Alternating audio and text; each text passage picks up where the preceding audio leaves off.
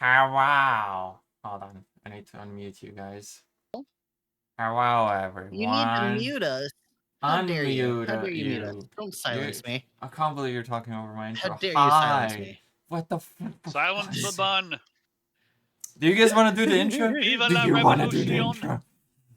Viva la revolution. I'm failing all of you. My class. You're failing my class.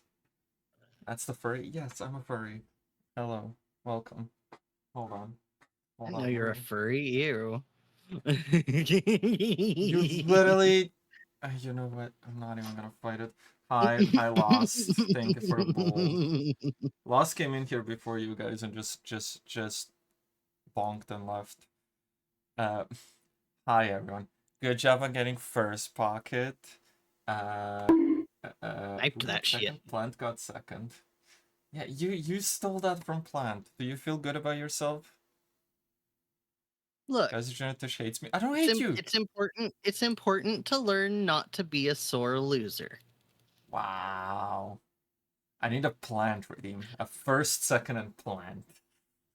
First, second, and plant. The plant. It's plant first. It's no one else can redeem it. Whoever Bitch, redeems it gets Your banned. TTS is turned off? I'm gonna change that. I'm going into mod view and changing that. Everything that is disruptive to the presentation is turned off. We are having a class here.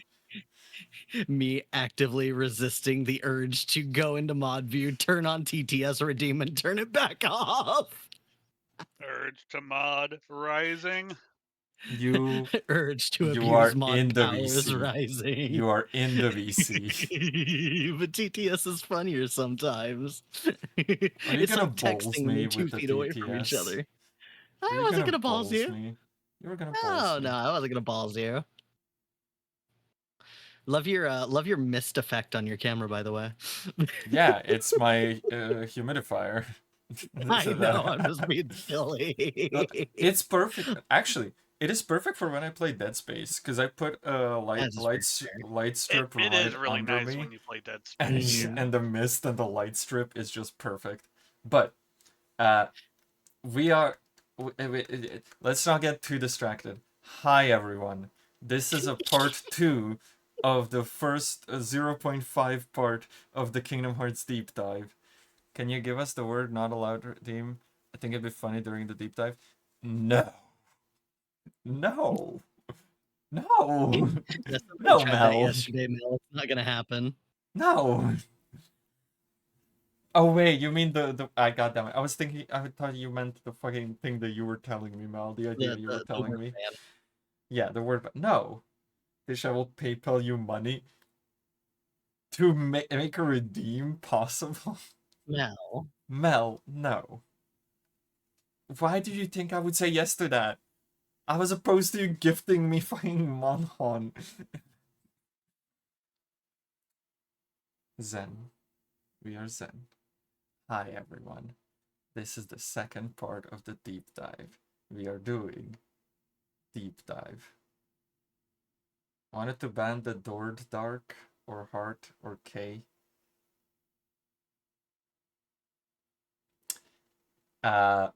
We're gonna quickly recap the last bit of yesterday's deep dive in a little last time on Dragon Ball Z segment. Hold on. Artie. Very important here, okay? Because towards the end of last stream, you said we're just gonna do a quick overview, a quick preview of the next stream, and that was an hour long. Is this quick recap going to be an hour long? This will be very quick. I will not be going over everything. I'm just gonna be like, these are the characters. This is it. That's all. That's all. Hit us with it. I'm gonna switch to the thing now. Mel ban these nuts. Yeah, Mel ban these nuts. So, when we last stopped, hold on, it doesn't have my little. There we go. When we last stopped, we stopped at the beginning of Kingdom Hearts Dark Road. The beginning of Kingdom Hearts Dark Road is, or Kingdom Hearts Dark Road is a game about Xehanort and his classmates. Shit! Right, I forgot about that. Yeah, Xehanort and his classmates who who are learning to be Keyblade wielders, or Keyblade masters, more correctly, because they are already wielding Keyblades. But the beginning of the game is us seeing Xehanort traversing corridors of darkness, and ending up in a new world different from the world where he was. He ends up in Scarlet Kylum. Don't play the video. He meets a friend named Eraqus. He meets a lot more friends in his class. Quick, we're speedrunning this. We have Vor, Eraqus, Erd, Xehanort, Hermod, Bragi, and Boulder. Other than Eraqus and Xehanort, these are all Norse mythology people, and Odin. We have the no-name Keyblade that we might... Gazing Eye. Yeah, that some of you might know as the Gazing Eye, with the eye of the Master of Masters, the Eye of Zara, right there, watching over them. That is like the prominent piece in the classroom, in front, like watching over the whole classroom at all times. We have their motivations. Everyone has different motivations for why they want to become Keyblade wielders and why they want to fight for the side of light, and why they're doing what they're doing, why they are learning this. Hi, Birdie. Hi, Birdie. But yeah, we explained after the last part what happened in Union Cross, after the Keyblade War. The Realm of Light, that was everything everywhere all at once, split apart, and is now everything between these parts was infested with the lanes between, which is darkness, and the darkness created the Realm of Darkness, which is where darkness is. What do you mean schedule one crap? Odin is teaching pretty much the same shit that Master of Masters is teaching, even though they're not being attacked by the darkness directly like a Master of Master and everyone was. They are learning that darkness bad, darkness in people's hearts, darkness, if people think bad thoughts, darkness become heartless, darkness become bigger, darkness and feed on greed, ire, and envy. Mark of Mastery is the exam, is basically the finals for this little high school of theirs, where they have to take it to become a true Keyblade Master. The upperclassmen are about to be sent on, or have been sent before the game starts, on the Mark of Mastery. These are the upperclassmen. We have Valla, Valli, Helgi, Heimdall, Sigrun, Vidar, and Hoder. Hoder is Boulder's sister. In Norse mythology, is Boulder's blind brother, but in here, it's Boulder's very much not blind sister. Also, yes, Eraqus is an anagram for Square, because originally Square Enix was called just Square, and because it was Square and then Enix, and they came together to make Square Enix. But yeah, this is where we stopped. We are taking a chronological stream. I'm sorry, Zandat, can you restart? Okay, so let's go back to slide 1. Oh my god. So, back to Kingdom Hearts Union. No. We are taking a chronological trip through this. This game has a lot of timey-wimey stuff. We're gonna ignore that. We're just gonna go how it is chronologically. Because it's easier and for everyone's mental status. Oh, I thought I had you guys muted this whole time on this screen. It was the presentation. The presentation was muted, not you guys. I was scared there for a second. Anyway, dare you even insinuate that we'd be muted? To begin, this is bullshit. This is an outrage. All right, continue. To begin, we have Hoder and Boulder. Like I said, they're brother and sister, and Hoder is one of the upperclassmates, and she is about to go on the Mark of Mastery. She is telling her brother, we see her telling her brother how she's a little bit worried about the exam, because what if she doesn't pass? What if something happens? Because the exam is the Mark of Mastery sees them being sent to other worlds to explore and learn more about the other worlds, the light and the dark, and what is right and what is wrong. It's basically like go out and see the world and, do the right thing, defend the light. They're meant to, like I said, they're meant to travel outside. God damn it, Baruch. So, the reason Hodor is worried is because of what Master Odin said. Master Odin, in holding, in explaining what they have to do for the Mark of Mastery, said, and this is the direct quote from him: "The ones who return will be made Keyblade Masters." Which is crazy Lovely. wording, seeing as it is supposed to be go out into the worlds and see what's up, just explore the worlds. What, like, it's like saying, hey, kid, you should go down to the store, and if you return, we'll have dinner. Like, what do you mean if you return? But yeah, the way this was worded and retold to Boulder from Hodor made him worried so much for his sister, and validly so. I mean, understandably. yeah, especially since, like, if it was a massive class, like, yeah, maybe out of 50 of them, one is like, hey, I found a cool world, I'll stay. There's 7 of them. 1, 2, 3, 4, 5, 6, 7. There's 7 of them. So, yeah, that's not a very reassuring thing to say to kids. But Yeah.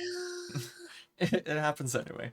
So, Boulder, after being told this by his sister, is kind of worried, and eventually he confides in Ericus about all of this. And in talking so, they've realized the test they were given is not sound like a normal Mark of Mastery. We'll get to that in a second. At all. And Boulder fears that his sister could be lost to darkness in this expedition because of the words that Master Odin used.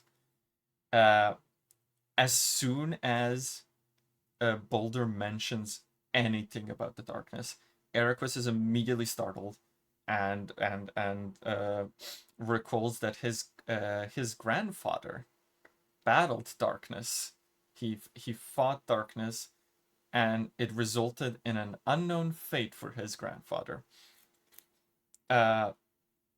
Before he can even like say anything more,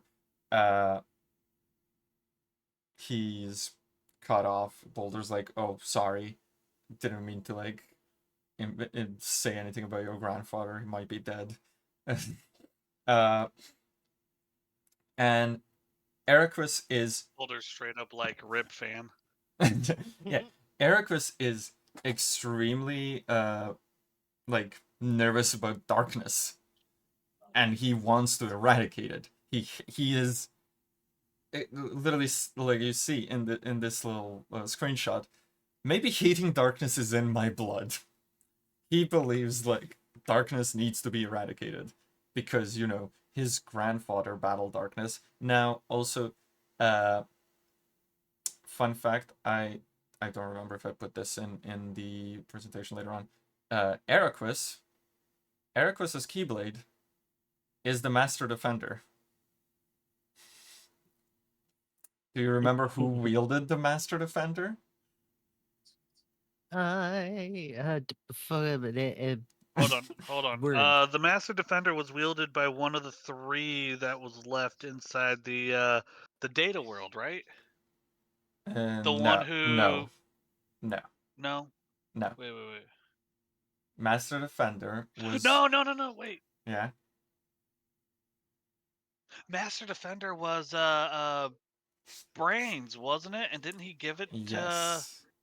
So who did he give it to though? Because he gave He Master Defender to someone, which the city has a statue he gave it to of Ephemir. The yeah, Ephemir. Ephemir That's was the it. name. He gave it to I just remember Yeah. Ephemir the I just with the remember Book their of fluffy hair. Prophecies. Yes, I love And wait, Ephemir. wait, wait, wait. Ephemir's adorable. And Ephemir, it's a statue of Ephemir in this city, right? Ephemir is the founder of Scarlet Kylum. Now Yes. this Okay. Okay. again, Okay. this Scarlet Kylum looks like you can see it's so nice and white and everything.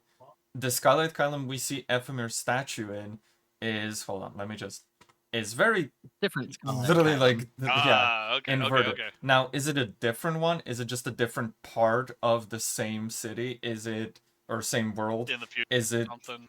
yeah, we don't know. But yeah, Okay. Okay. insinuations are Eraqus's grandfather is either Ephemir or the Brain, because he has his Keyblade. Now we don't know if Ephemir gave Brain his Keyblade back, seeing his Ephemir statue. We don't know anything. That's for Missing Link to possibly explain. Which one of these is Eraqus? Eraqus, is that the one on the right or the one on Eraqus the is left? this one. Black hair, yeah.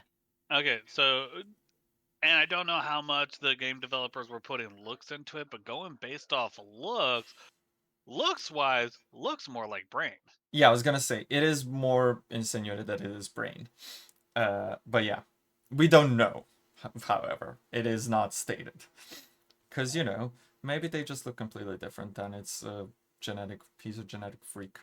But yeah, it is. Remember this conversation. But yeah, the running theory is that Brain is his grandfather, but until we see Missing Link confirm it, we don't know. But yeah, this is a very important conversation for moving forward. And this is where the game actually begins, with episode 1, An Unexpected Departure. So, Odin is a very responsible teacher. The game starts with the upperclassmen have gone missing while they were training for their Mark of Mastery. At least this is what Odin tells the lower classmate. So instead of, him going out to look for them, or him finding any other adult to go look for them, he employs the lower classmates, us, to go find them. Boulder at this point is not present. Boulder is missing, not missing, but Odin has apparently given Boulder a different task to not worry him about his missing sister. We'll get to this in a second. But yeah, they are also same as the upperclassmates. They are told they must maintain the world order. They cannot change anything about the world order in the worlds that they visit while they look for the upperclassmates. So, they're getting ready for a class road trip. Now, this game we will be covering the Disney worlds, because the Disney worlds do matter. But, after the class, Xehanort and his friends discuss what they've learned, and they decide to form groups of 3, because there's 6 of them, because Boulder's missing. You pretty much in the game you pick whoever you want, but you are always at least for this part you're always Xehanort and Eraqus and another person. But they also talk about the flow of time. The flow of time after the Keyblade War basically split everything apart is different for every world, depending on how much the world has been restored after the Keyblade War. So some have recovered already and made basically shielded themselves from the darkness and are covered in light.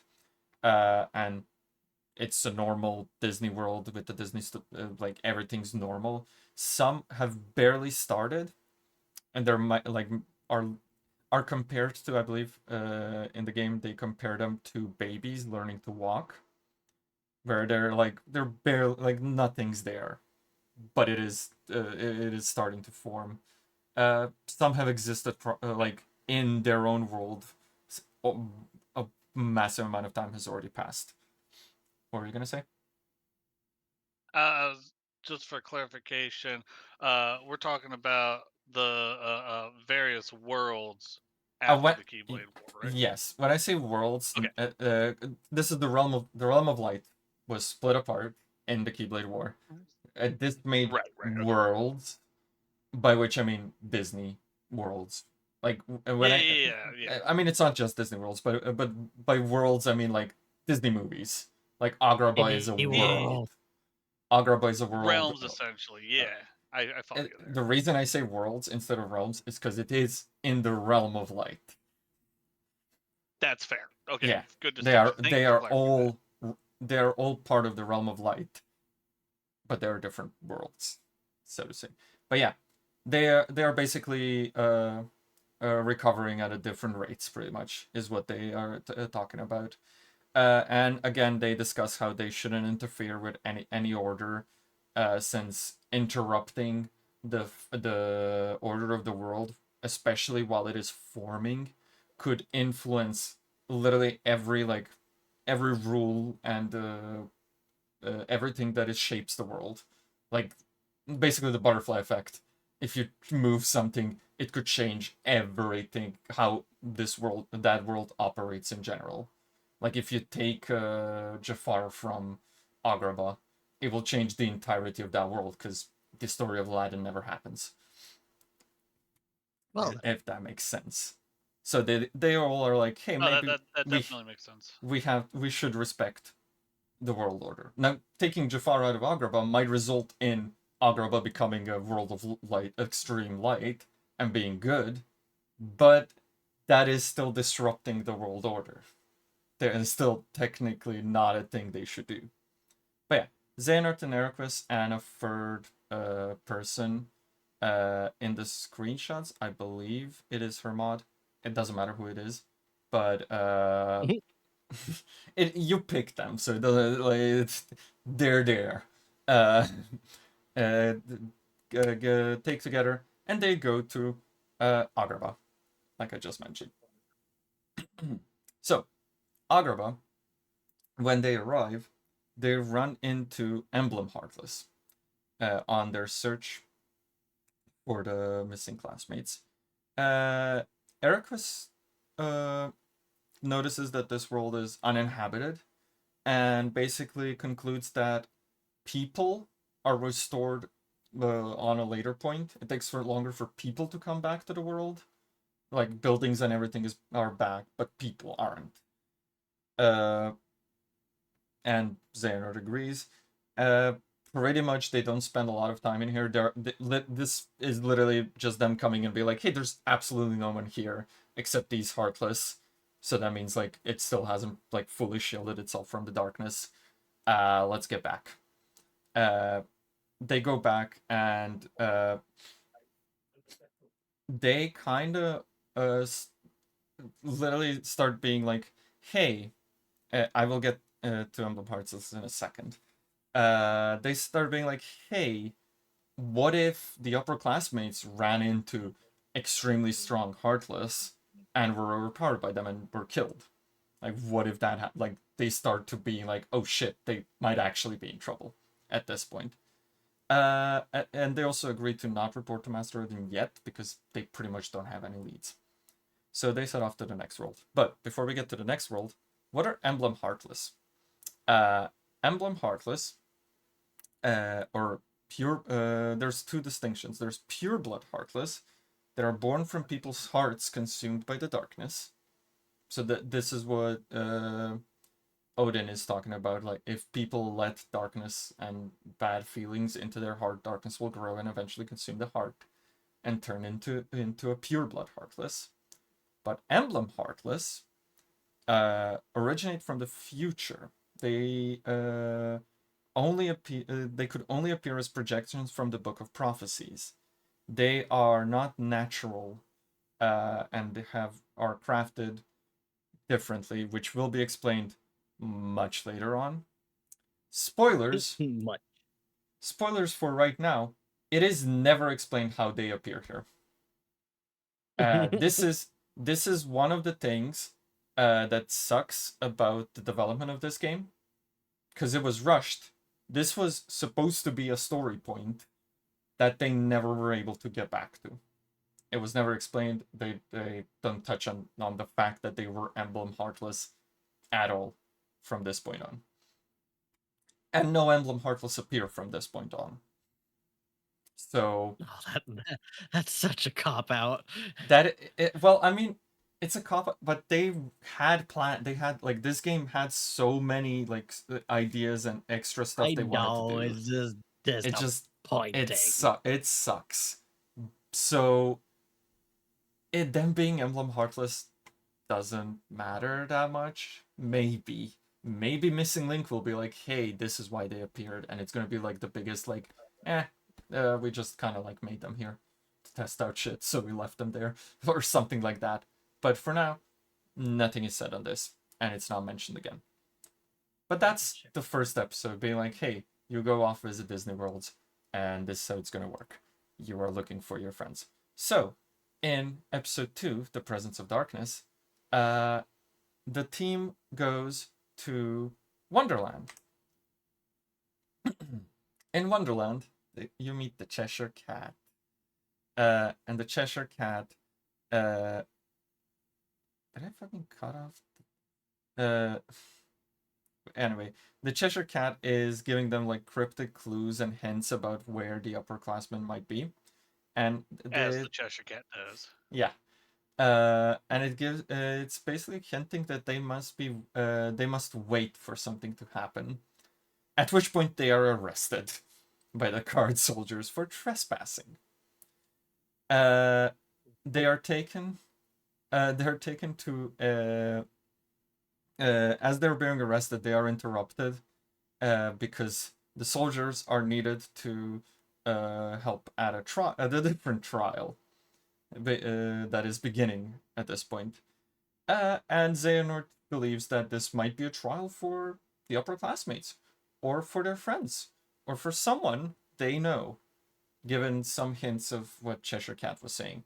So they go to the trial, and it is indeed their friends, not the upperclassmates, but the rest of the lower classmates. And the White Rabbit announces the trial for the other 3 classmates, and they're accused of trespassing and disrupting the Queen's peace. Bragi and Hammond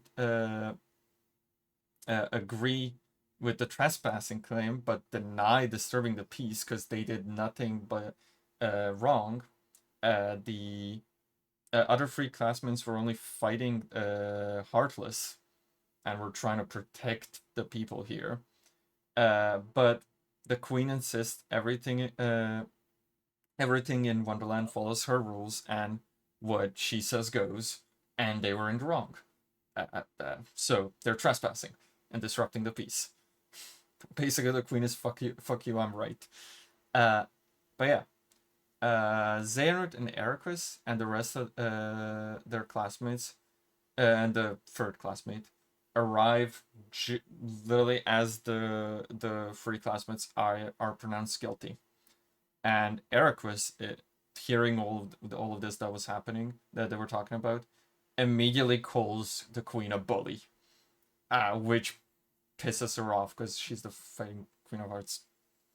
She's, you know how it goes in Wonderland. And she immediately orders their execution. And Xehanort notices a darkness behind her.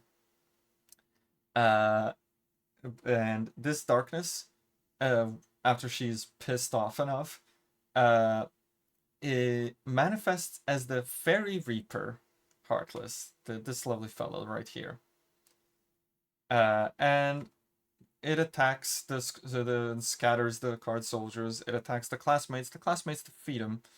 And the White Rabbit declares the trial over, and they all flee, including all of the classmates.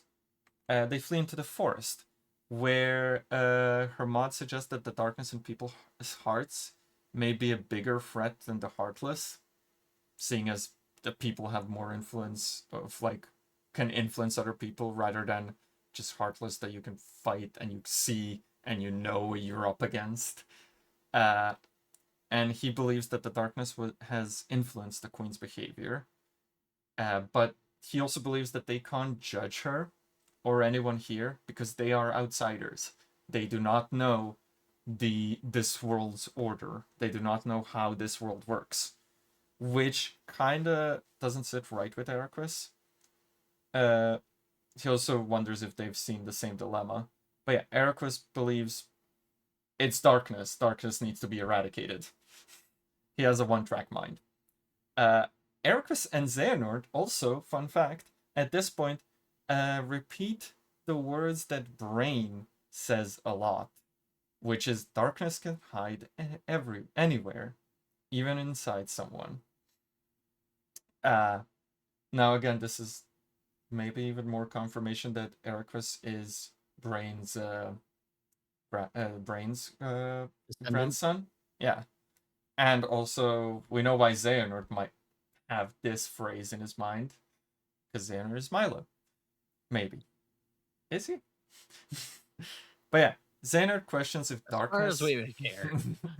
Yeah, Xehanort also questions if darkness can hide in someone's heart so far that the person is unaware, but it still is able to control them. Because again, technically everyone has darkness inside them, but it is how much they feed them, how much they give it control. He also wonders if it's right for them to fight against this darkness, even if someone doesn't know they have this much darkness inside them. I'm saying darkness a lot. I'm realizing it fucking the meme is correct. Darkness. But yeah, it's like heart friendship darkness. Xehanort and Eraqus decide to stay here longer to search for any clues, while the rest go on. I believe they can choose a third person. At this point, I don't know if it's an appointed one. I think it is. You choose. But yeah, again, episode 3, or again, the purpose of the journey. They go off to meet the residents of this lovely establishment, this lovely world. They meet Tweedledee and Tweedledum, who tell them the story of the Walrus and the Carpenter. Do you guys know the story of the Walrus and the Carpenter?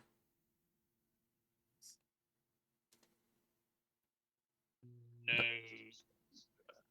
Pocket? You don't know the story of the Walrus and the Carpenter? I don't.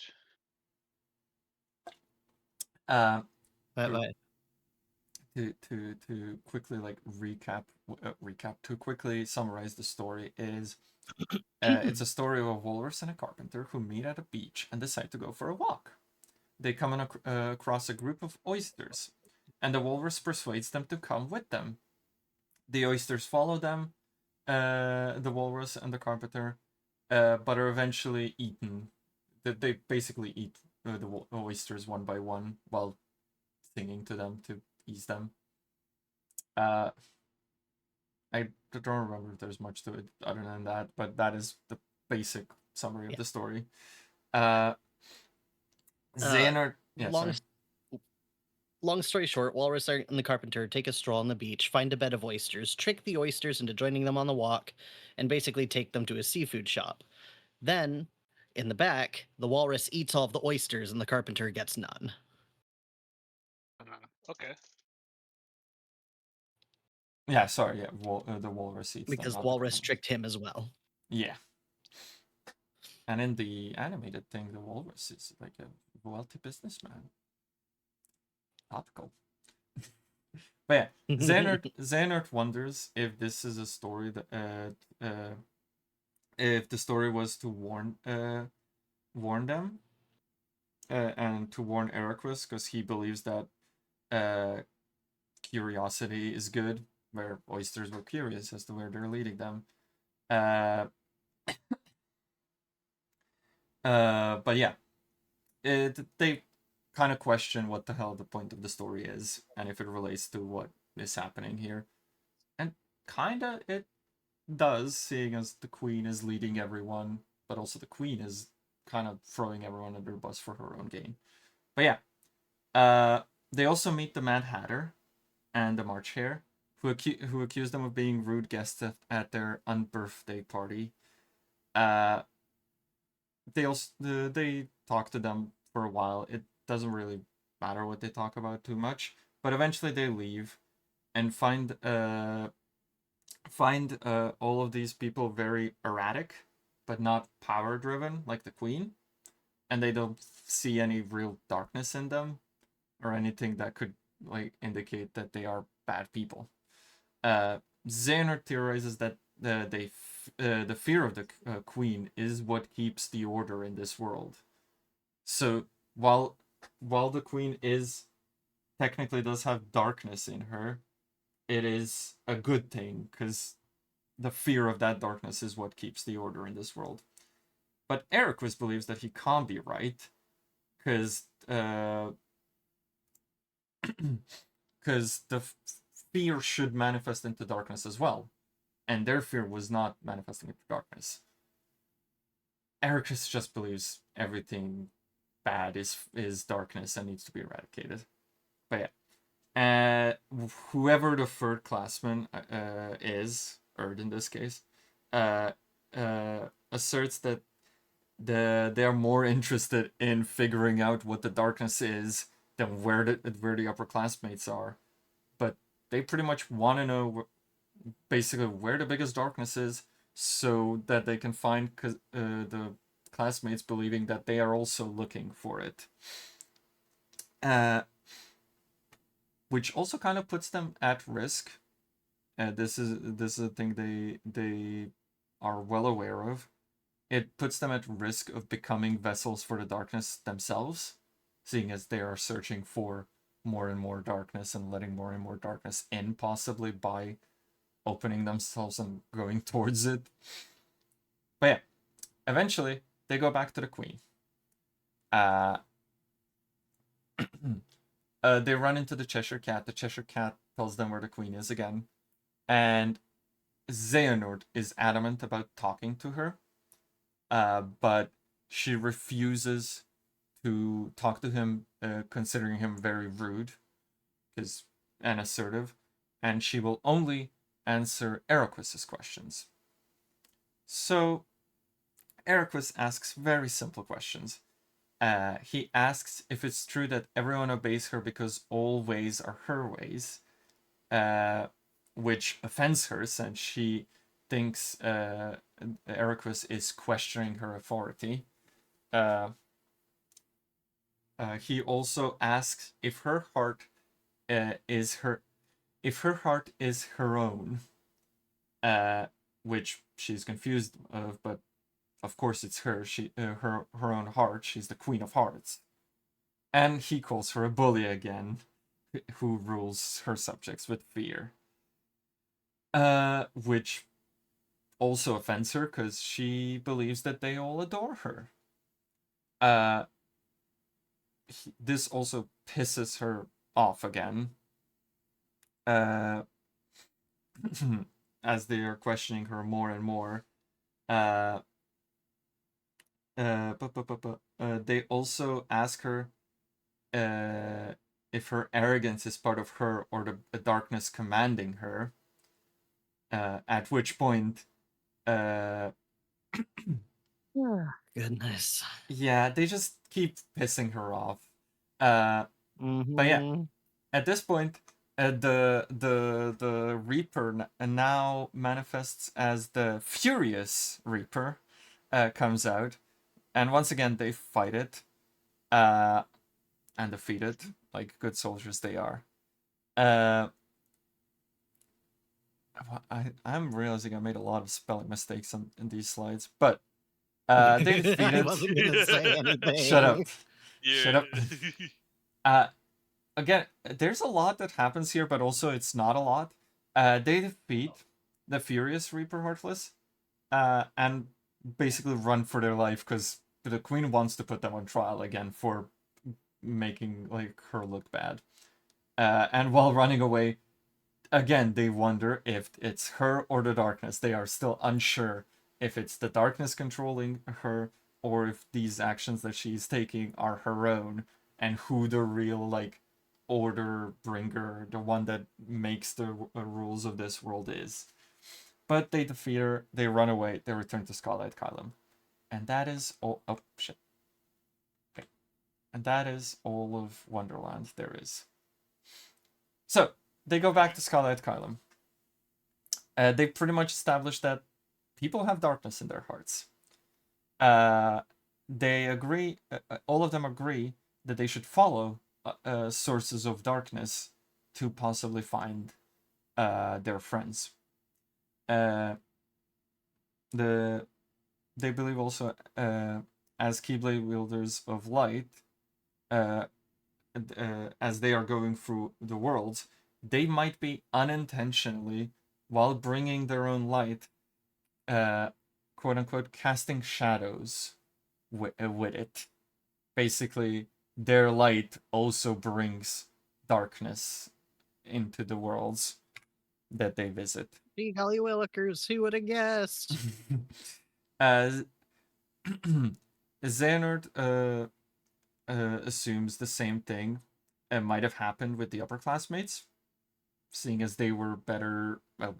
They were like filled with more light and more taught of it. They could have casted bigger shadows.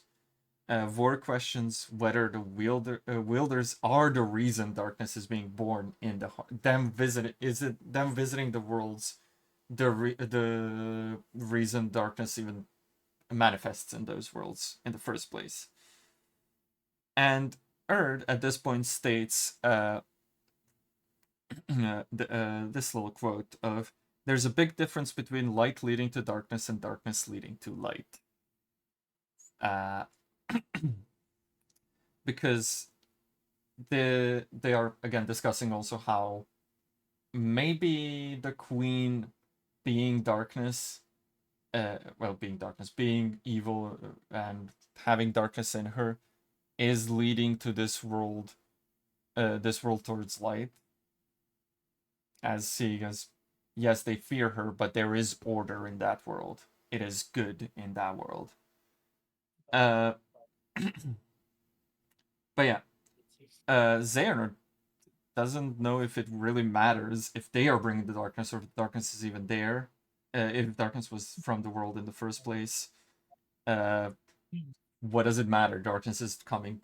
Darkness is gonna be there, one way or another. And he again saw that Wonderland is ruled by darkness, but there is stability, and that seeing darkness is bad, light is good, is making that black and white distinction is very bad and is a matter of perspective. As in, it's more of a grayish spectrum. It is a spectrum, you could say, of light. Yes. And he believes that maybe the upperclassmen entered a world with darkness as its ruler and tried to impose their light onto this world as the de facto good thing, and that disrupted the order. And they were as they were the ones disrupting the order, it led to their demise, possibly.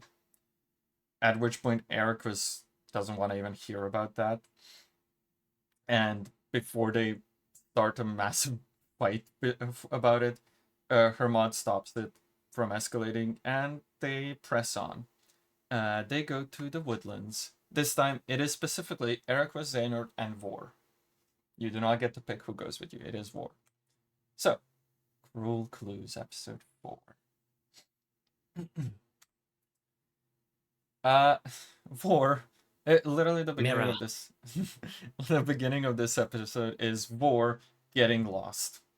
She gets separated from Xehanort and Eraqus and is lost in the dwarf woodlands. She stumbles into the queen's castle and discovers a mirror on the wall. She sees the queen using the mirror and it giving her answers that supposedly it shouldn't know. And she realizes she could use this mirror to find answers about the upperclassmates. We do see her before regrouping with Xehanort and Eraqus.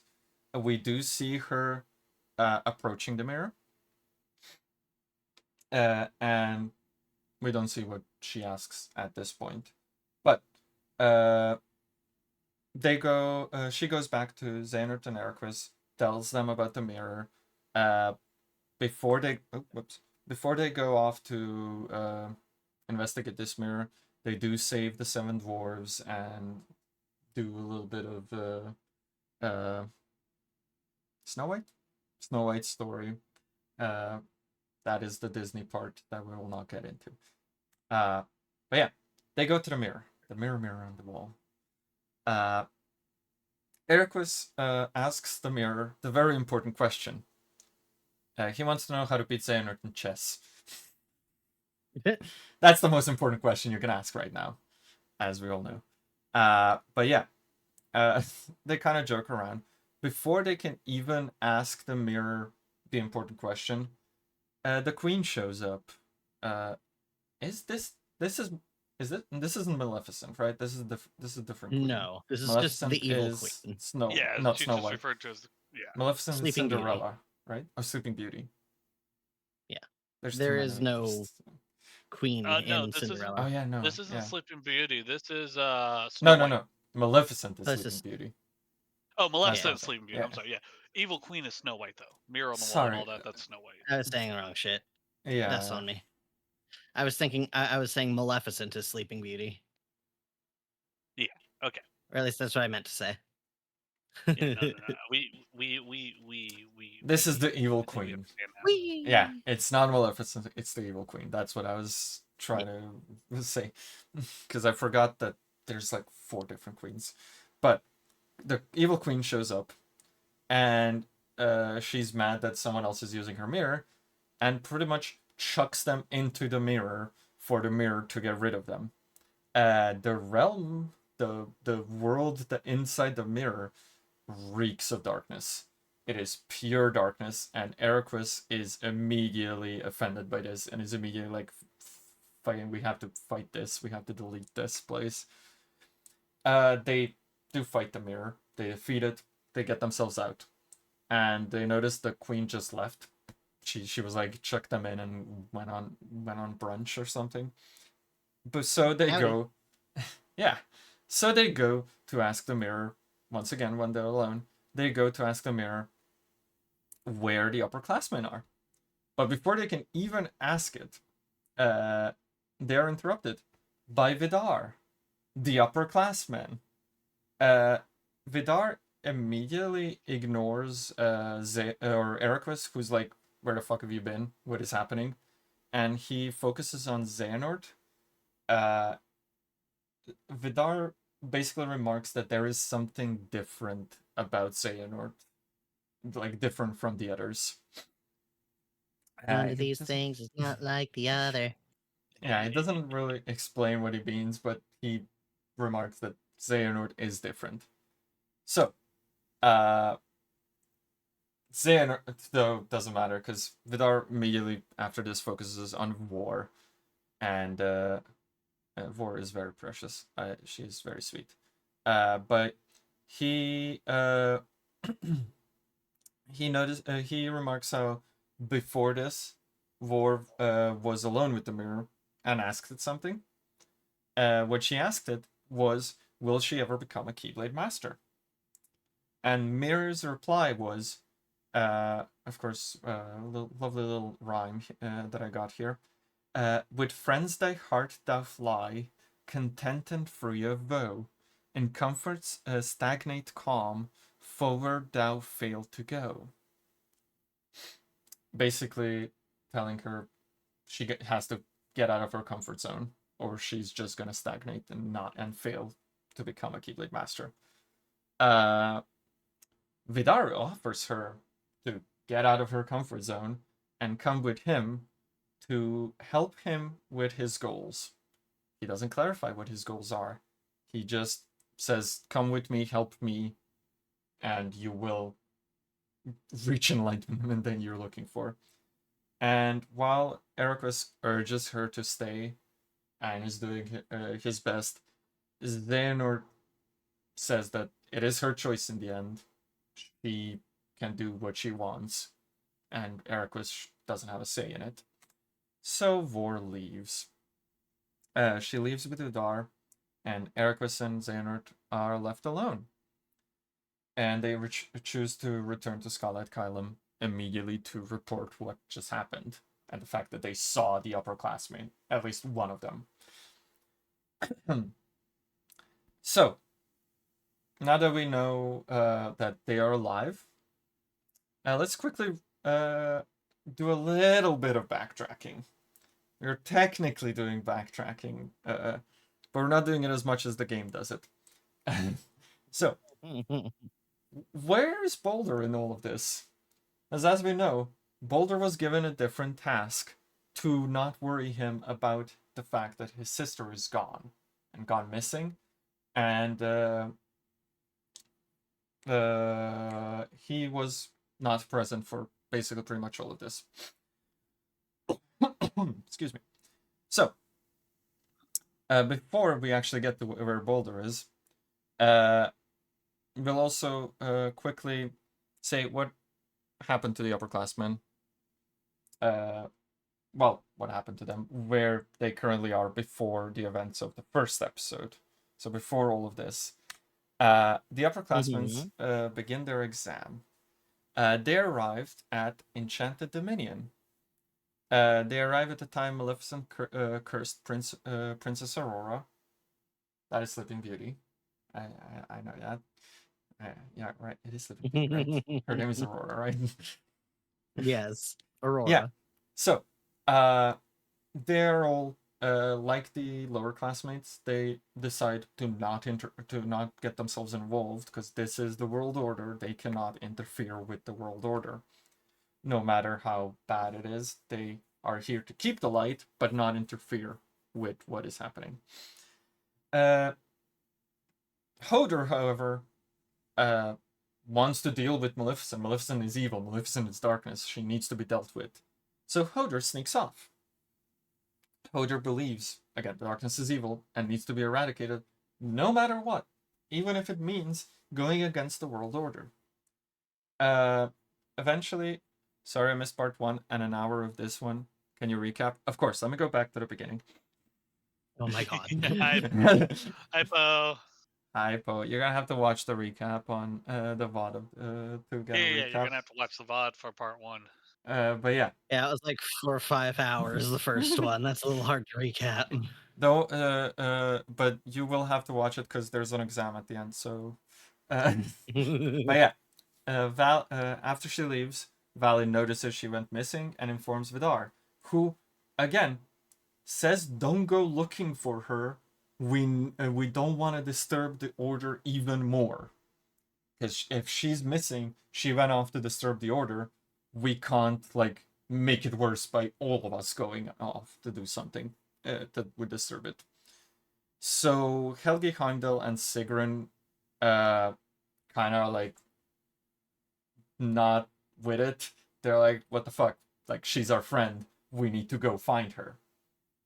So they go off. We'll get back to them.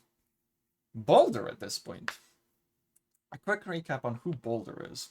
Again, he's Hodor's brother. But since Boulder was little, he could see into other people's hearts. Now, it's not actual hearts. It's weird how Kingdom Hearts defines hearts, but basically he can see other people's light and darkness. He can see their emotions. He can see their burdens, pretty much. And Boulder, he was an empath.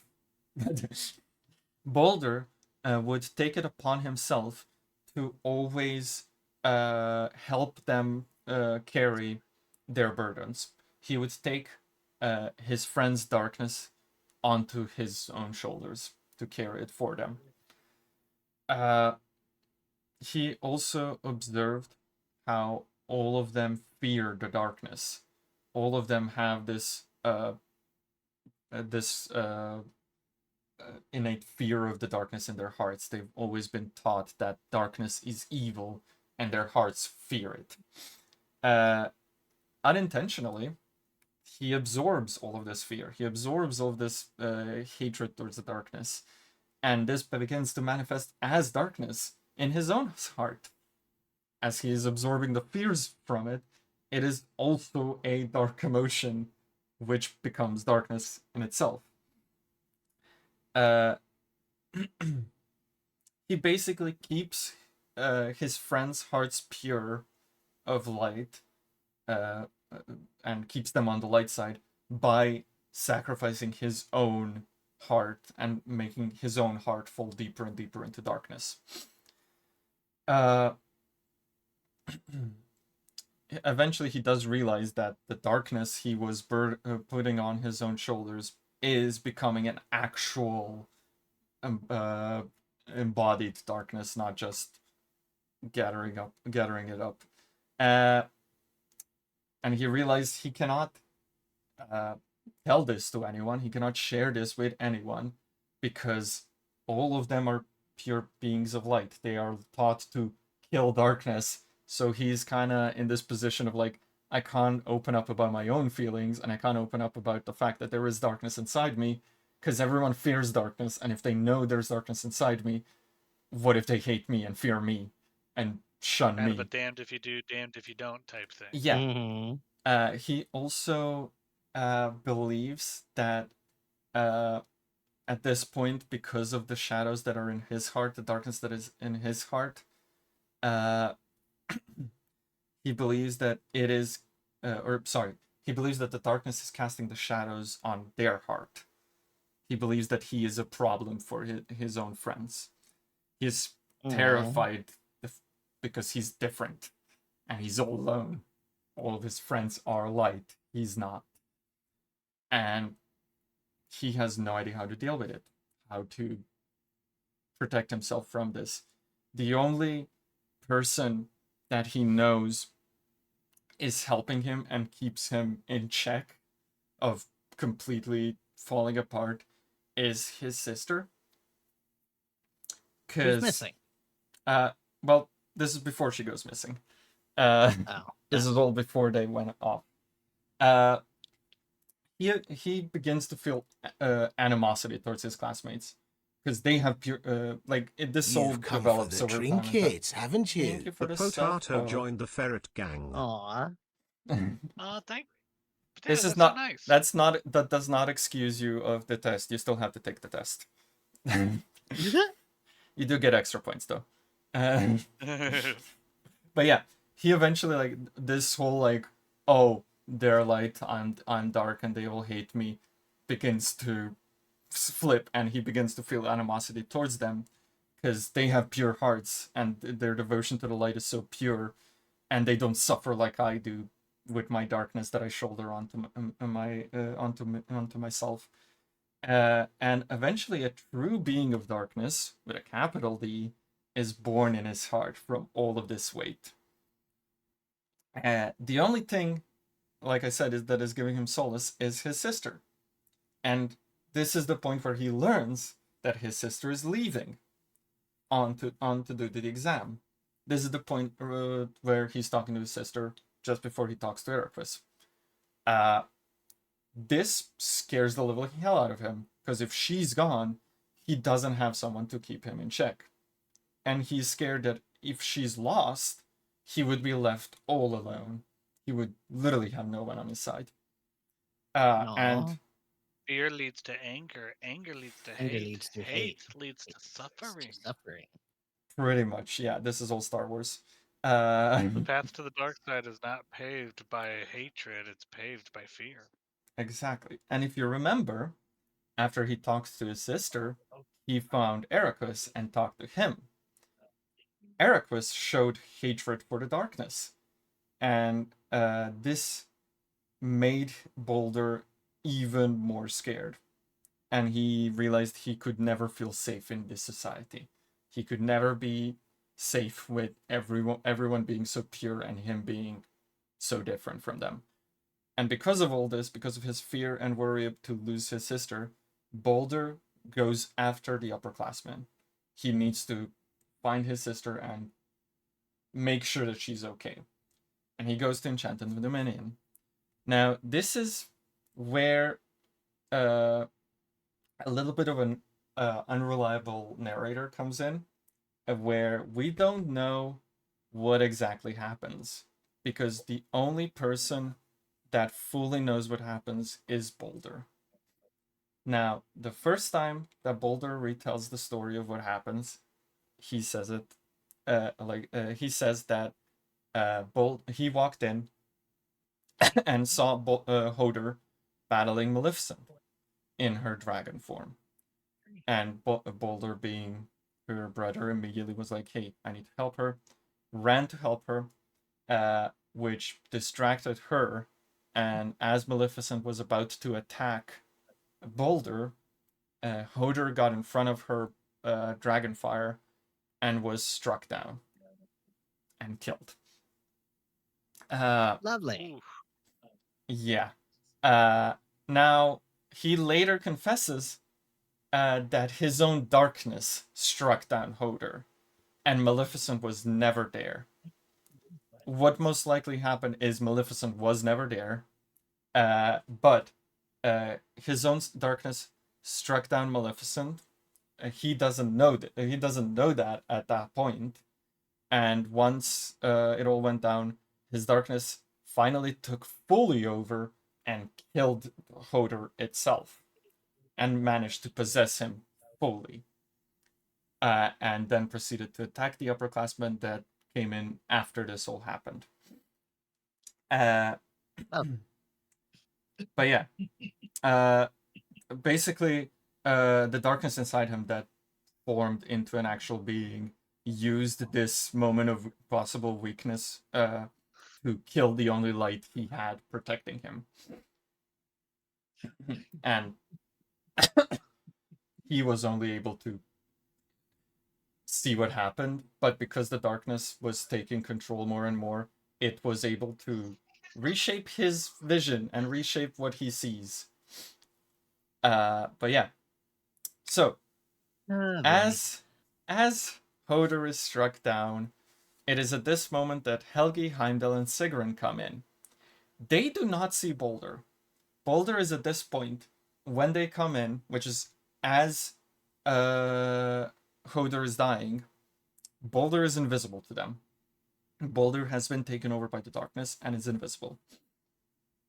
They run up to her, and all they hear is needs help. She said needs help. We know her final words were Boulder needs help.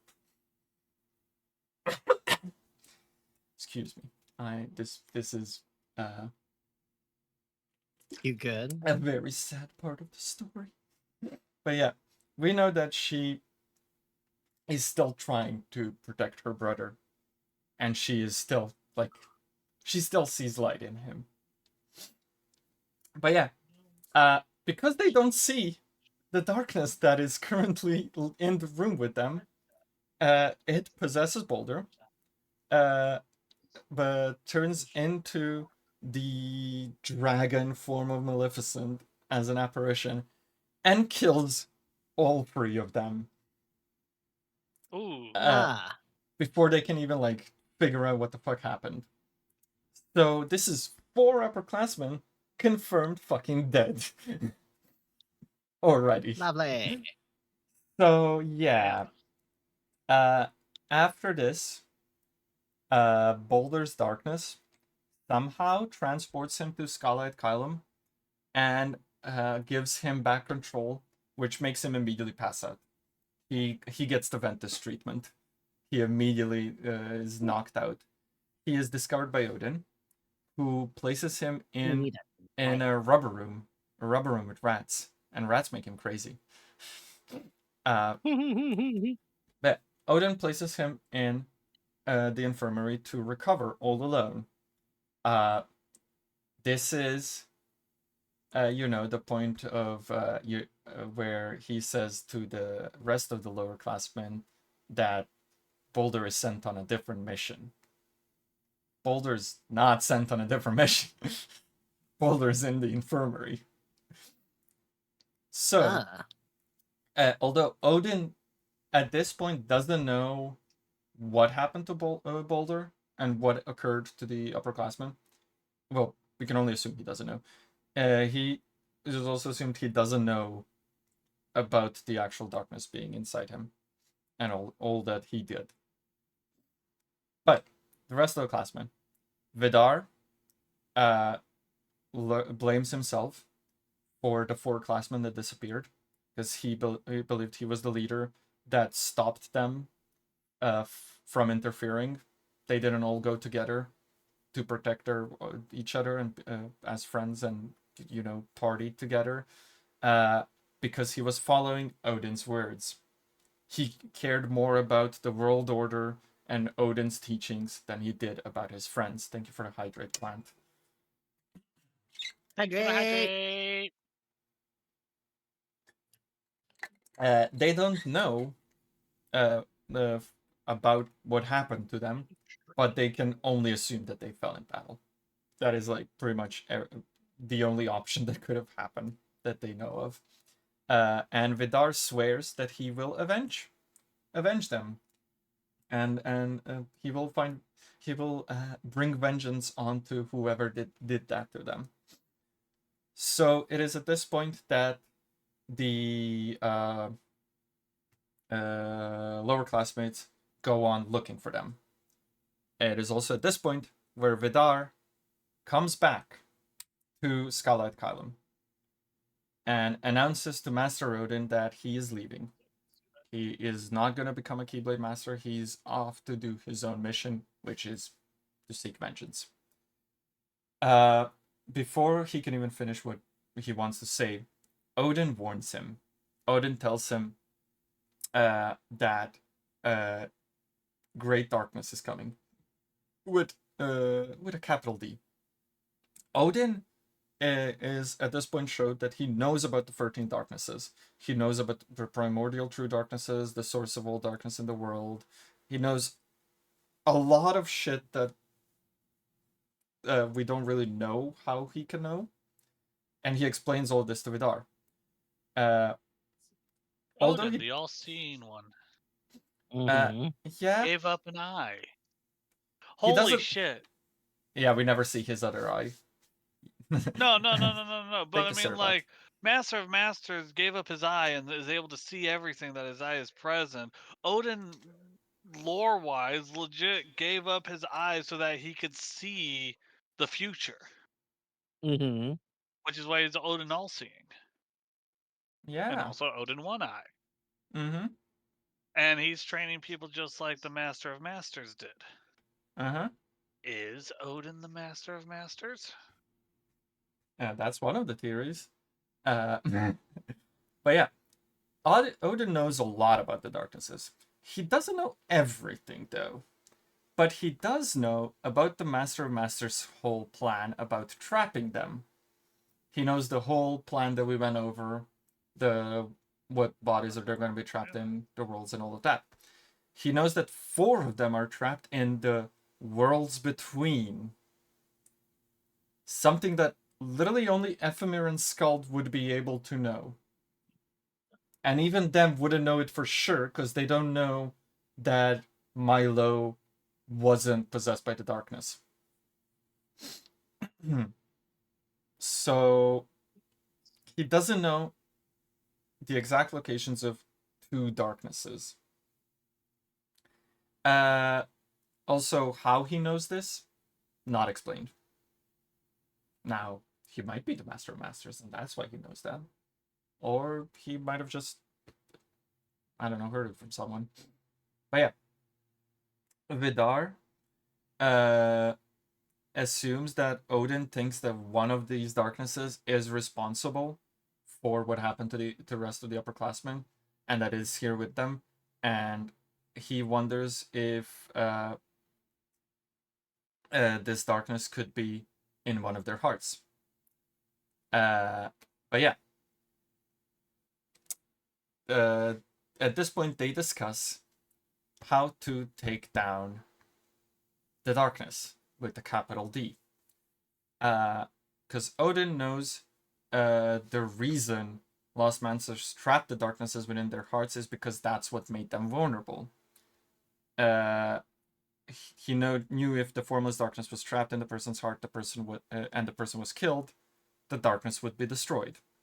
Like we discussed, without a form, they're indestructible.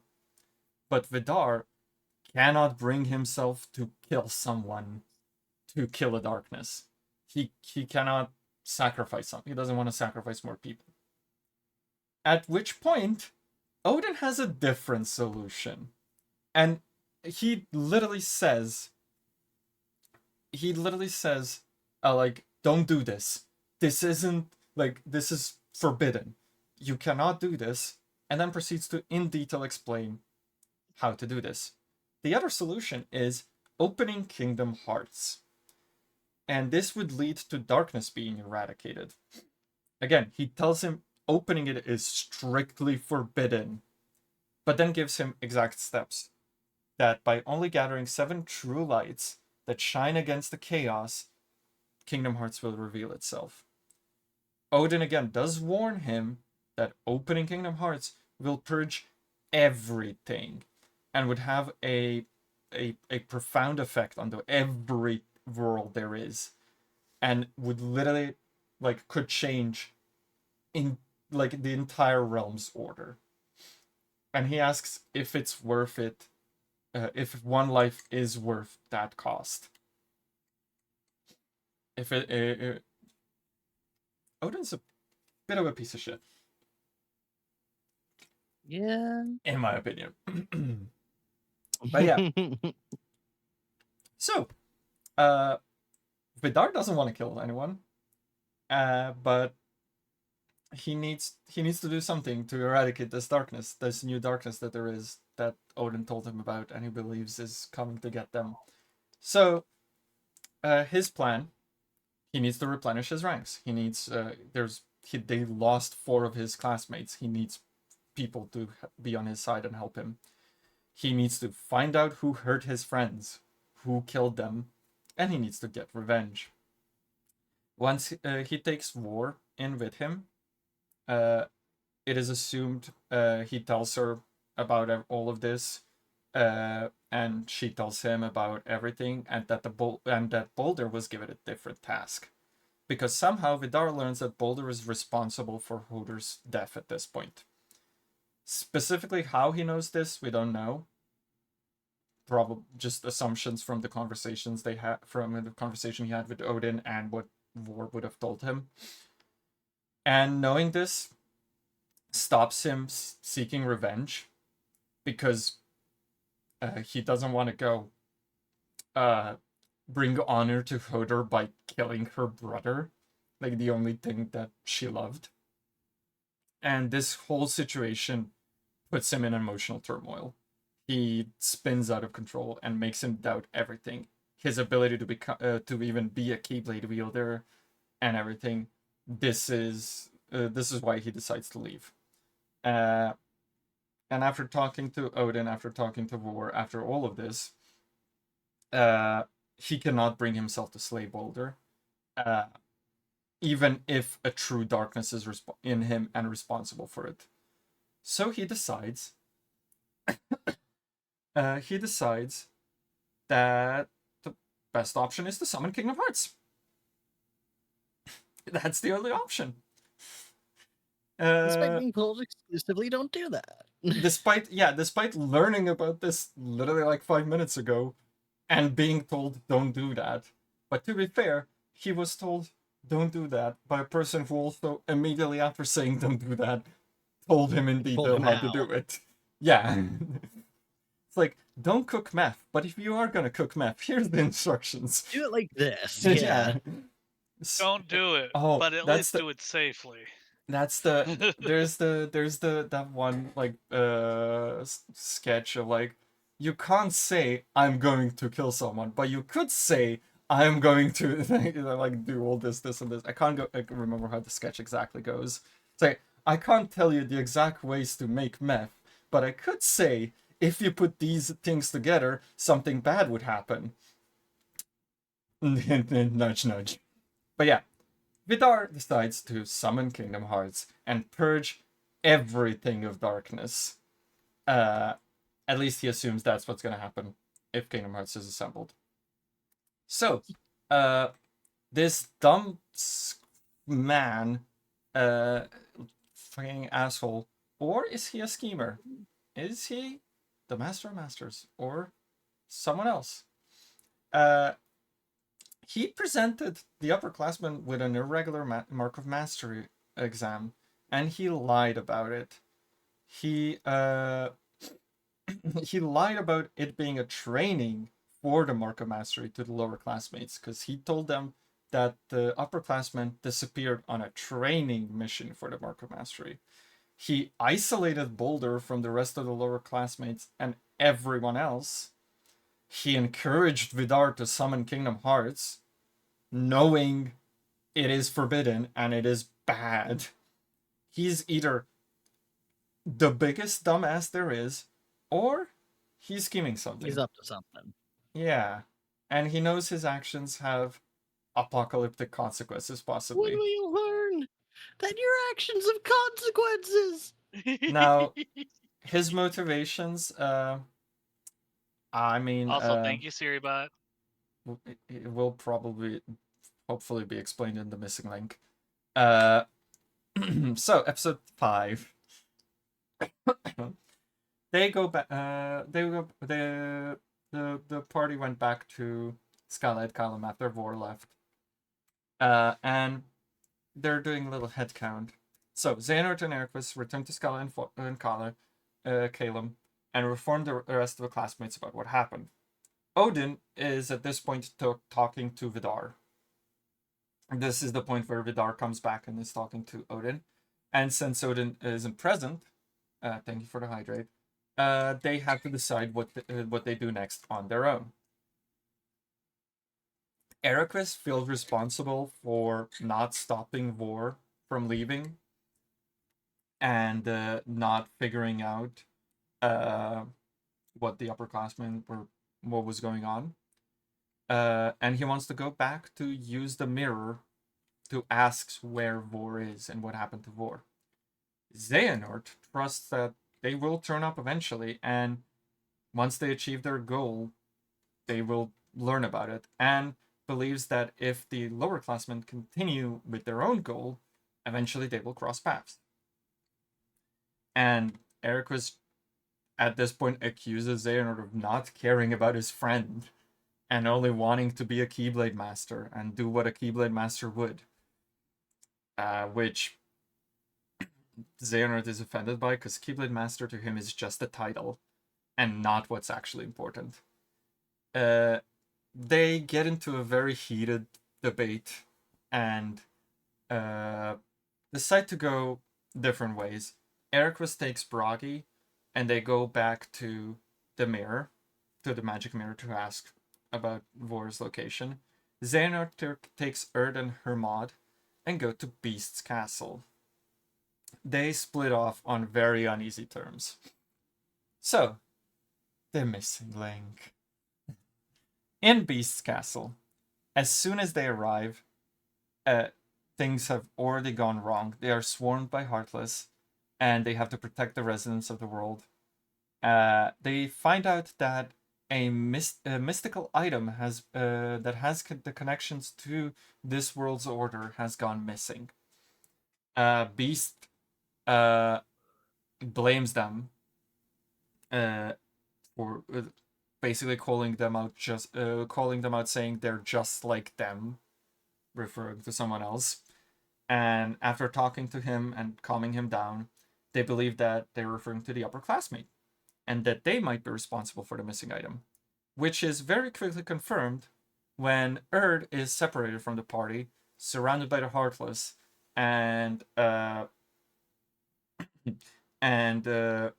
is helpless, but saved by Vala. And she dispatches the Heartless, saves Erd, and remarks that Erd is has a strong conviction, and believes that her light shines even brighter in in the chaos of darkness. And she believes that that Erd would be a good candidate for their goal. And Erd just wants to know what the goal is, which Vala's like, no, come with us, and then we'll explain.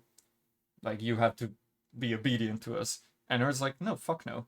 So she stays and refuses to stray away from her own mission, which is figuring out where the upperclassmen are and what they're doing.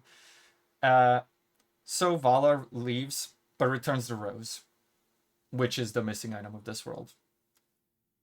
At this point, we go back to Agrabah. So the party returns from Beast Castle and goes to Agrabah. At this point, Agrabah seems to have developed. Really quick. Did we already see the hydrate from Potato? Yes, I did. I did say thank you for hydrate. Did I not say thank you? I don't think I heard it. But yeah. Thank you, Potato. But yeah, they go to Agrabah. Agrabah seems to have developed a lot, and the people have returned like they never left. Everything's back to normal. And surprise, surprise, Jafar's also there. Back to his usual shenanigans. He comes to the party begging him to help him find a magical lamp. They immediately... yeah, they immediately are like, this dude is fucking shifty. This dude, we cannot trust him. Hermod, though, is kind of like, well, maybe it's a moving story. We should help him out. But they're like, no, he's shifty. He's a bad guy. Like, they sense darkness inside him immediately. But they do agree to go along with his little scheme that he's presenting them, because they believe that this lamp might have some connection to the true light and could lead them to where the upperclassmen are. Again, that is literally their only goal, to find where they are, what happened to them. So, it will also give them a chance to search part of the world that they haven't searched before. They go to the Cave of Wonders. Is Cave of Wonders, right? Yeah. Yeah, that's Cave of Wonders. Cave of Wonders. The Cave of Wonders recognizes them as the true diamonds in the rough. This is how the Cave of Wonders recognizes every Kingdom Hearts protagonist there is. Yep. Fun fact. And they are granted entrance. In the cave, they find Bragi and Iroquois, who have found this lamp. They had no success of getting answers from the magic mirror, and have been looking. Haven't found the lamp. They have been looking for the lamp because they believe the lamp, again, is. They also believe the lamp is a important item for the world order in this world. I mean, would definitely make sense there. Yeah. They do kind of want to stop searching for it, though, because if Jafar gets his hands on it, it could be bad, because they know that Jafar is bad. But Erd persuades them to press on, believing that the upperclassmen would also be there, because she knows that they are looking for important items, seeing as she's seen them already collect a one. So she assumes there is a solid chance that they are also there, and she wants to. That's why she wants to keep on pressing on, and they do. They find the lamp in the depths of the cave. They find the lamp, and as soon as they do, Vidar shows up through the portal that he can apparently summon. That is how they move between the worlds. It is, I believe. And Erd is immediately validated in her beliefs that they are looking for magical items that keep the world order. Because Vidar is looking for a magical item that maintains the world order. Iroquois is I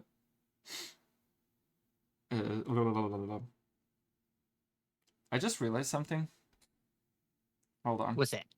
Let me go quickly back. Have I been... Okay, no, I just misspelled. Sorry. I Thought you were saying the name wrong. Yeah, no. I in one of the things I spelled I typed Erd. Here. It's not Erd, it's Vor. Ericus is shocked that Vord is helping them get these items and make make this balance or cause this balance in the world to achieve what their goal is. He still doesn't know what the goal is, but Vidar explains that yeah, they are disrupting the balance, but it is for a good cause because they hope that by disrupting the balance, they will find a true light in the world that shines through the chaos. They believe that that this should make sense, as every time darkness grows, as a response, the world, the world, it draws in a light or a keyblade wielder, or some kind of source, different other source of light to maintain the world order. Yeah, but basically, whenever there is a bad thing happening, there will always be something. There will always be a light to fight it. Basically, saying that the worlds will make the story go as the Disney movies go, pretty much. A hero will always rise to save the day. And they believe by causing chaos, by taking these items, they will draw in a true beaming light. And they are trying to collect 7 lights to open Kingdom Hearts. But yeah. The fact that the upperclassmen are even considering disrupting the world order this way horrifies the rest of them. It is unheard of. It is unbelievable to the rest of them. But Vidar scoffs at the fact that they follow Odin's teachings and remarks how Odin's teachings led them to this, because he was trying to maintain the world order and that cost him 4 of his friends. And he insists on this and basically tells Eraqus that they want the same thing. They want to defeat the darkness. They want to eradicate the darkness because darkness is bad. And he gives him a test. He tells him to take the item himself. He says to him to disrupt this world's order on his own. He leaves the item with them, and he leaves. He goes away completely. But he does say he wants to defeat. He does tell them that their goal is the same: defeating the darkness completely at any cost. Eraqus considers Vidar's words, but believes that the cost of this world's light and disrupting it and causing so much chaos in this world, possibly, these actions are too great for them to bear. So he refuses. They leave the lamp, and Xehanort comforts him and says that they are way too young to know what to do in this situation. Xehanort also says, when you are an older Keyblade master, you might know what decisions to make in a similar terrible choice with world-altering consequences. Remember this for later. They choose to go back to Scarlet Kylam and ask Odin, "What is up? What do we do now? What the heckity?" What the WTF, big boy? You got some explaining. Like WTF, mate. Sorry. Episode 7, Reasons for Disappearance. Let me quickly pause. Do you guys have any questions up to this point? I think I'm following so far. Yeah, I think I'm following so far. Okay. Good. So, Odin sucks ass. So we've noticed. Nah. Odin is an asshole. They come back. They relay all of this information to Odin. They tell Odin what Vidar is planning. They tell him that Vidar believes a true darkness, whatever that means, has taken over one of their friends, and that he is gathering 7 lights to combat the greatest threat.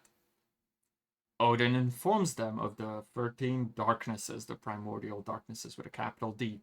Tells them how to defeat them.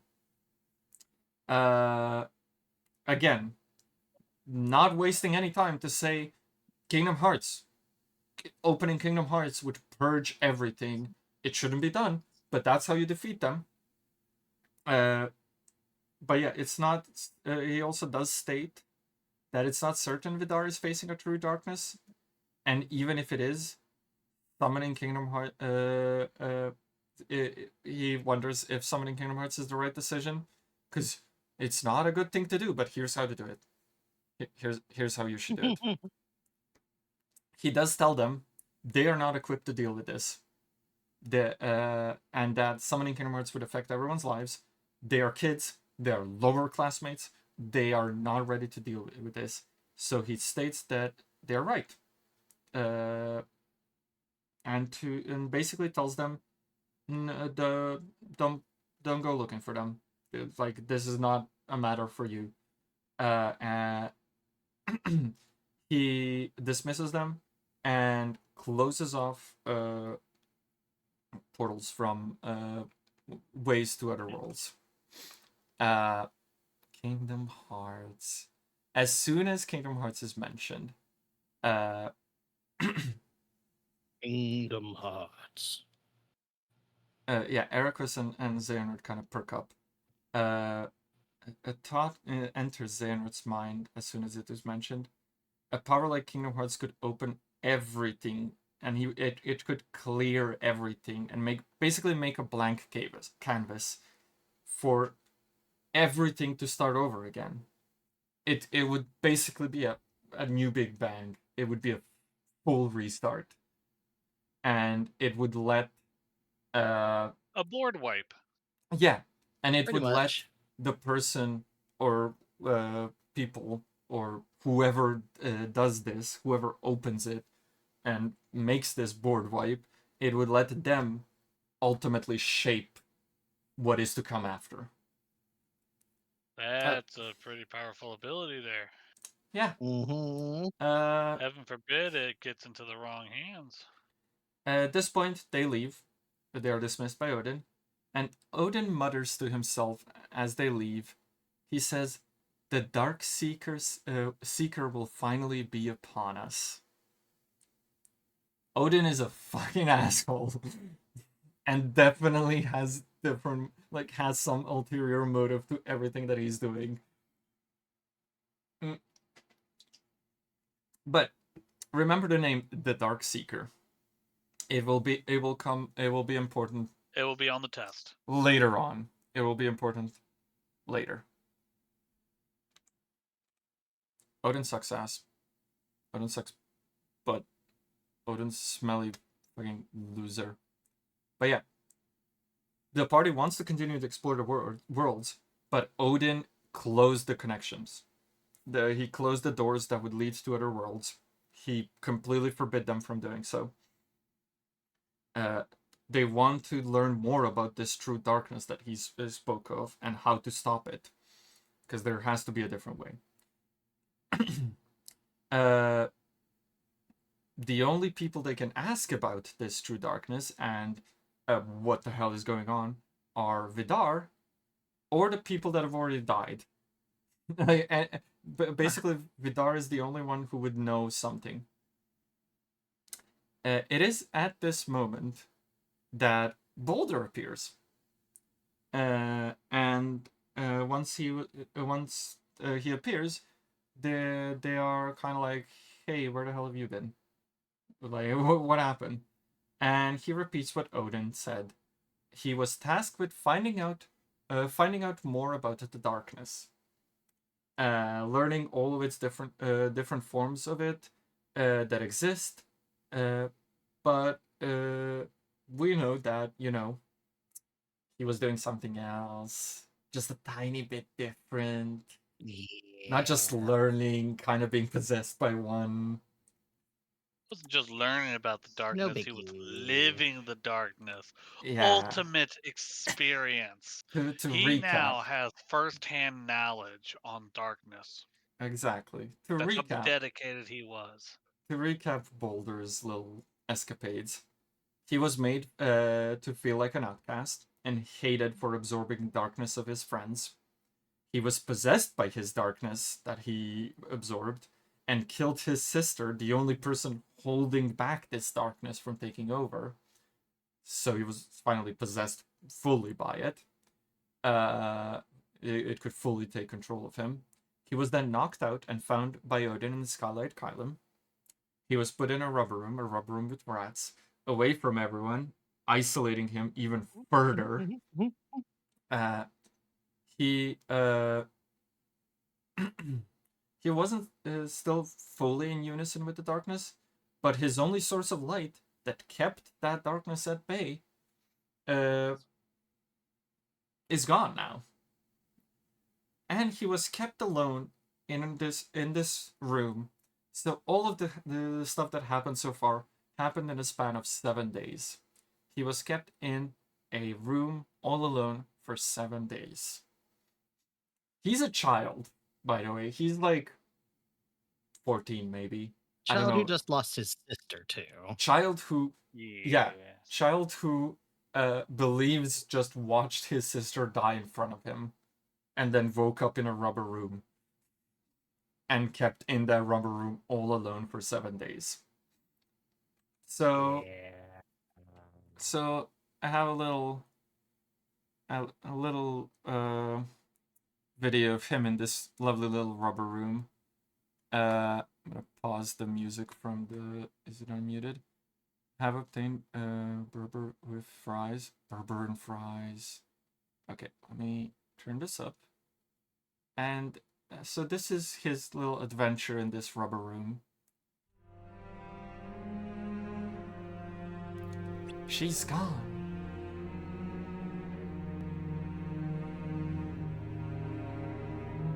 They couldn't protect her, and now they're gone too.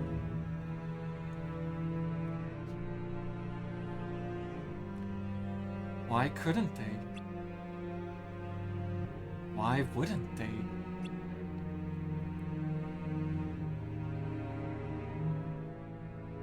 Did they disappear? Were they erased?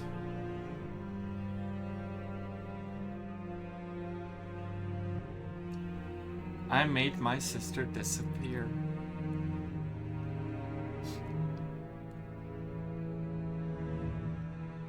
I made her friends disappear.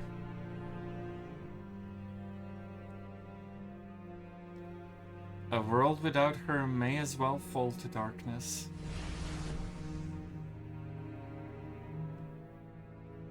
If you no longer have hope for this world, purge it. Plunge the 13 lights into shadow.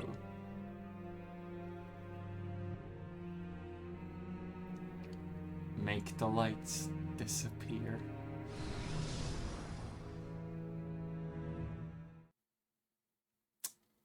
Well, so he's finally fully given up control to the darkness. And from now on, when I say Boulder, I mean whatever he became. Basically, when I say Boulder, I mean the darkness. Yeah, I mean the darkness that is in him, because it is fully taken control. He, like we saw, he doesn't. He wasn't. They don't know he killed them, but they disappeared. Because she does. The way that people die in Kingdom Hearts is they don't just and they're dead. They, especially beings, or specifically beings of light, they become pure light and their body disappears and their heart is released into the world. Yeah. So he saw them disappear. He's fully now on the dark side. So, Vidar He and was too Boulder, tempted by the cookies. yeah, they are both pretty much now getting fucked over by Odin at this point, pretty much. But Vidar believes that disrupting the order in the worlds, by disrupting the order in the worlds, he could gather the 7 lights, opening Kingdom Hearts, annihilating everything.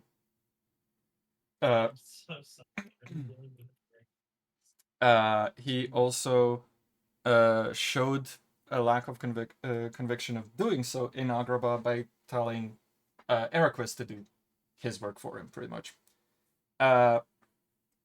We also could assume that from the point where Boulder is possessed, he was observing his classmates from afar. Boulder himself wants to usurp the world order. He wants to create a balanced world where darkness can also thrive. He also believes that opening Kingdom Hearts is the. He also wants to open Kingdom Hearts. He wants to basically give more control to the darkness, but not more control as in the darkness takes over. He wants balance. The easiest way to create balance is by wiping the slate clean, by doing a board wipe. Vidar only wants to purge the darkness, especially the darkness in Boulder's heart. But he does know that opening Kingdom Hearts could annihilate everything. So Vidar is kind of starting to falter on his conviction of doing so at this point, slightly. But the darkness is still pretty much wants to keep going, obviously. Only the Avatar Master Wolf for limits could restore the balance. God damn it. Fucking. He finally, Vidar, or not Vidar, Boulder, the darkness, finally decides to step in because, again, Vidar is starting to falter in his beliefs, his actions of opening Kingdom Hearts. Pretending to be the innocent little Boulder, the darkness meets up with his friends.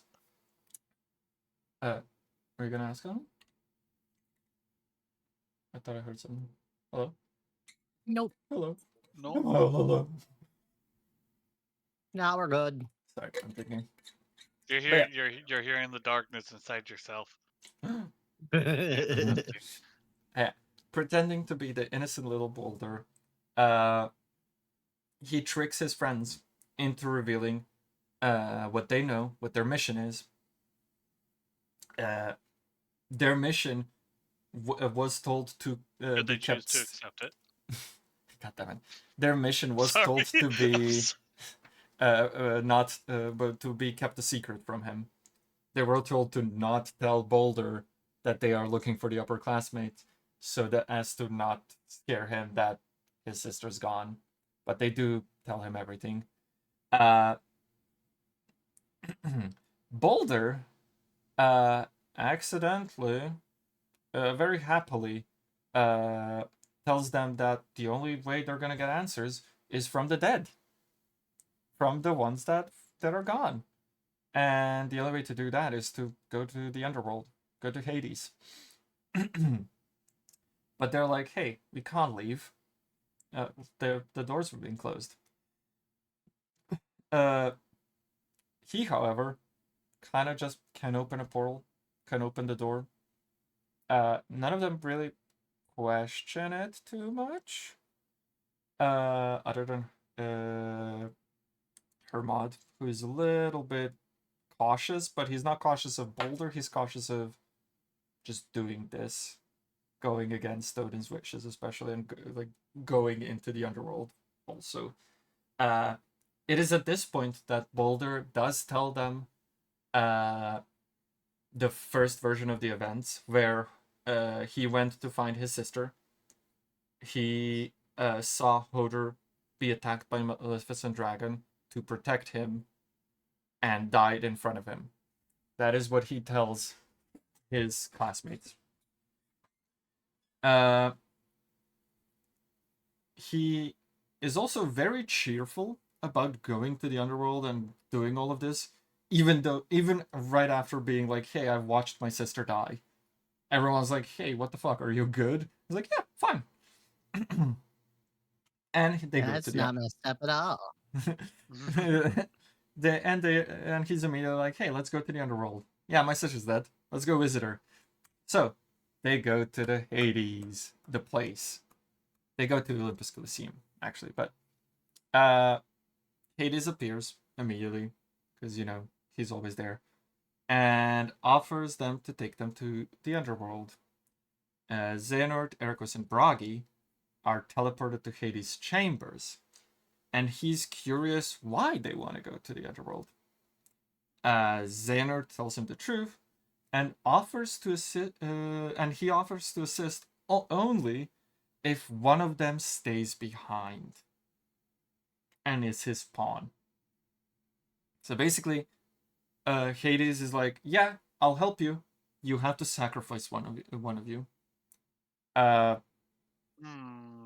of sus. I mean, Yeah. he's the lord of the underworld. He's like, "Hey, I could have a right-hand man. It could be one of you. You can pick who it is, but I ain't helping otherwise." Hades offers to take them to who they want, only if they accept his deal. But he does confirm that Hodor is there, so they just leave off into the underworld. Like, no, fuck you. Once they leave, though, he does kind of mutter to himself this lovely little line. Hold on. This lovely little line of, "I wonder how many pawns are about to join my collection."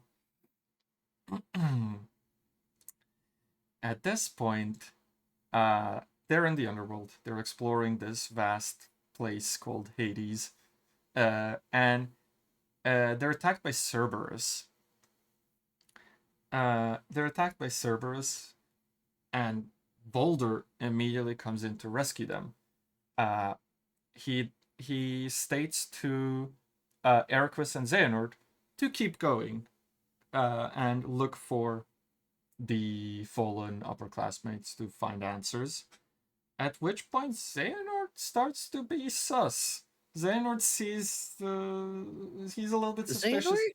Sorry. Sus? No. Really? Sorry. You I mean, don't Xehanort say. is suspicious of Boulder. Oh. Dang. That's what I mean by yeah. Xehanort tells Bragi. Head pocket going. Xehanort tells Bragi, the one they were gonna leave behind with Boulder, to be careful. And to Boulder, he says, and I quote, "I'll see you later. Count on it." It could be, a friendly little like, "Yeah, you got this. I'll see you later." But it could also mean that Xehanort is putting the pieces together of what the fuck's up. So Xehanort and Eraqus leave. They quickly find the rest of the party, the rest of the lower classmates, who only now have woken up from being teleported into the underworld. They haven't been teleported to the same place. They tell them what happened. Yeah. They tell them what happened, and the two wielders want to help Boulder and Bragi, and tell Xehanort and Eraqus to press on. At which point, again, Xehanort tells them to make sure Bragi is alright. Not that Bragi and Boulder are okay. He specifically says, make sure Bragi is alright.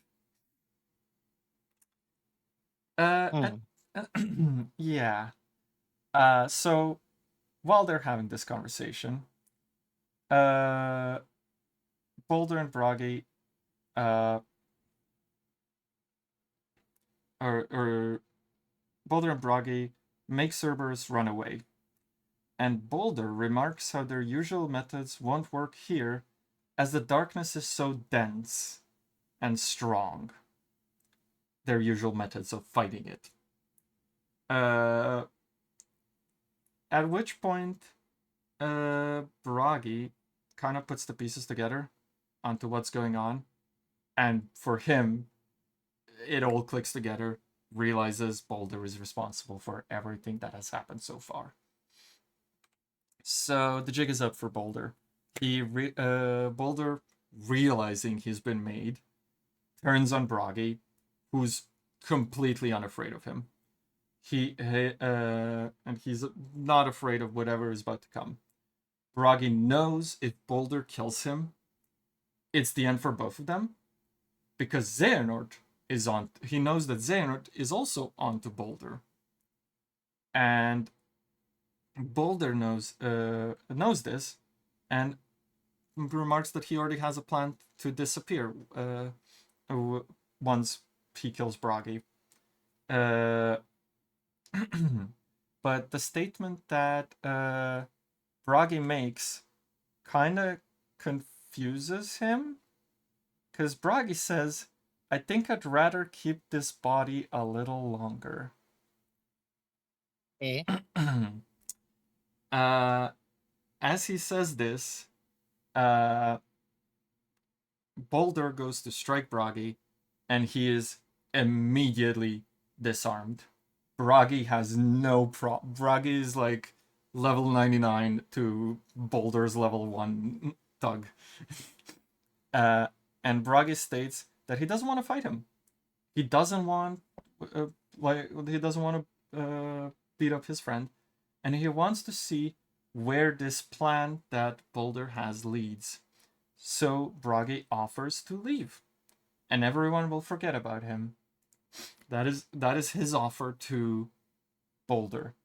And Boulder is fucking confused at this point. Like, what do you mean, think I'd rather keep this body a little longer? What do you mean you're just gonna leave and just let me do my thing? So at this point, Boulder's like, who the hell are you? And Boulder, once he asks him who he really is, he doesn't get an answer. And he prepares to strike down Bragi from behind. We're gonna come to what happens next later. Xehanort and Eraqus have gone off and left all of their classmates behind, and they've reached their destination and have found Heimdall, Sigrun, Helgi, and Hoder.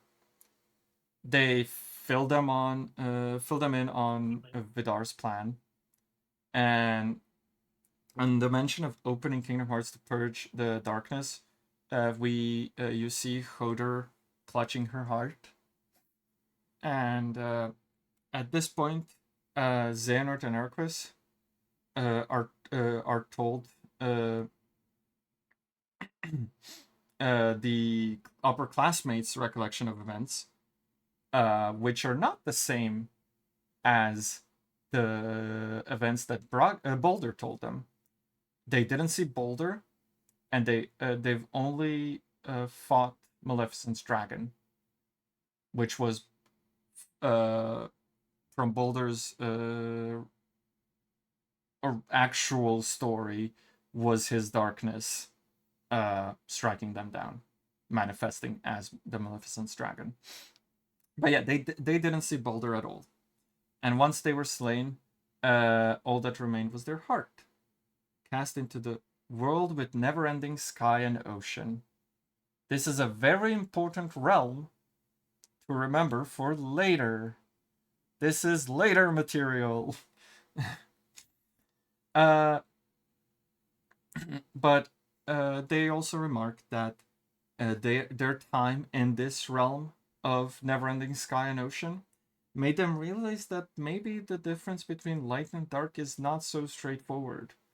Maybe the way to understand people without writing them off as bad, or because there might be darkness in them, or because of their opposing beliefs, isn't a good thing. But yeah, the duo, Xehanort and Eraqus, don't agree with this. But they're not really judged by the rest of them. The rest of them kind of like accepted that they cannot see it that way because of their teachings, because of what they've been told since like they were little baby boys. So, at this point, the upperclassmates go back to heaven, go back to the realm of the dead. They say, "May your heart be your guiding key." They say their goodbyes, and their final message to them is, and I quote, "Your lives are not for us to judge, but yours to lead. Broaden your horizons and find your own answers. May your heart be your guiding key." At this point, all of them but Hodor fade. Hodor didn't say a word while they were conversing with the upperclassmen, retelling all the events and everything that happened. She kept completely quiet and to the side. And like I said, she immediately, as the mention of darkness and everything occurred, she held her heart. She finally approaches Xehanort specifically and speaks to him. She asks for a favor. The favor she asks is to temporarily enter Xehanort's heart. She wants Xehanort to temporarily offer shelter for her heart so that she could speak to her brother one last time. 1 second. I need water. But yeah, she wants to have one last conversation with her brother. So the duo now Xehanort accepts. Obviously, Xehanort lets her in his heart, and they go back to meet up with Erd. While Hermod seems to have left to search for Boulder and Bragi. Eraqus calls out Hades to ask for help in finding their friends, finding Boulder, finding Bragi, finding Hermod. But freaking Hades pretty much says like, "I'm not your babysitter. Like, who the fuck do I look like I am?" And he does say, though, however, that he knows that one of the people they are looking for has become a permanent resident in the underworld. They're basically very mad at him at this point and demand their friends back, and demand the friend that apparently became a permanent resident back as well. But Hades reminds them that they did make a deal technically by entering the underworld. They made a deal, which Eraqus doesn't care about, and they start to battle. But Hades does state that if they don't honor the deal, they will all stay in the underworld. And just before they battle, Hermod comes in and stops them. Appalled by his friends not honoring a deal and attacking a resident of this world instead of maintaining the order. But as soon as Eraqus is like, "Yeah, he said he's keeping one of our friends," Hermod's like, "Oh, okay, I'm joining your side. Like, I'm fighting them. I'm fighting that asshole." But before it can be a 4v1 against Hades, a portal opens up, a portal of darkness that sucks up all the Keyblade wielders. And as we can see, Hades is very confuffled. He didn't summon this portal. He doesn't know what's up. And they're sucked into the whatever's on the other side. That's Hades not knowing what's going on.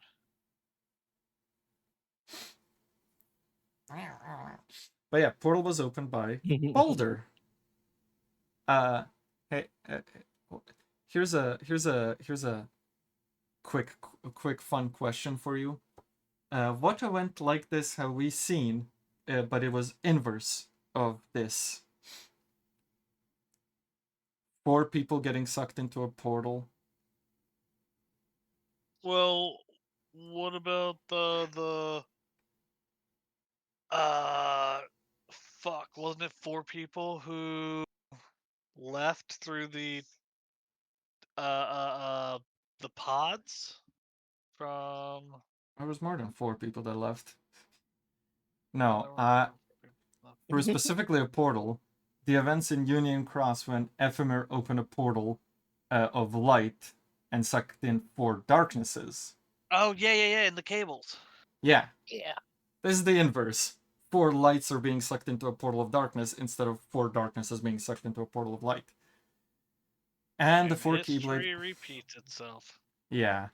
A portal of this portal was opened by Boulder.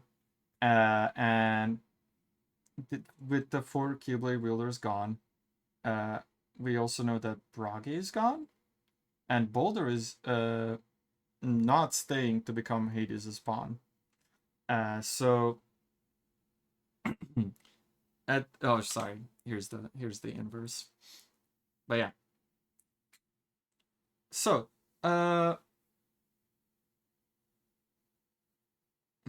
hold on. What am I doing? What am I seeing wrong? Yes. Oh, sorry. Yeah, no. Sorry, it was fine. Xehanort and Eraqus wake up in the corridors of darkness. They have to figure out how to get out of there, because so far, whenever they wanted to, whenever they traveled through the corridors of darkness, which is how they get from a world to world, because like we said, the realm of darkness or the realm of light was split, and between the worlds is just darkness. They had armor that protected them from the darkness in the corridors of darkness. Right now, when they get that right now.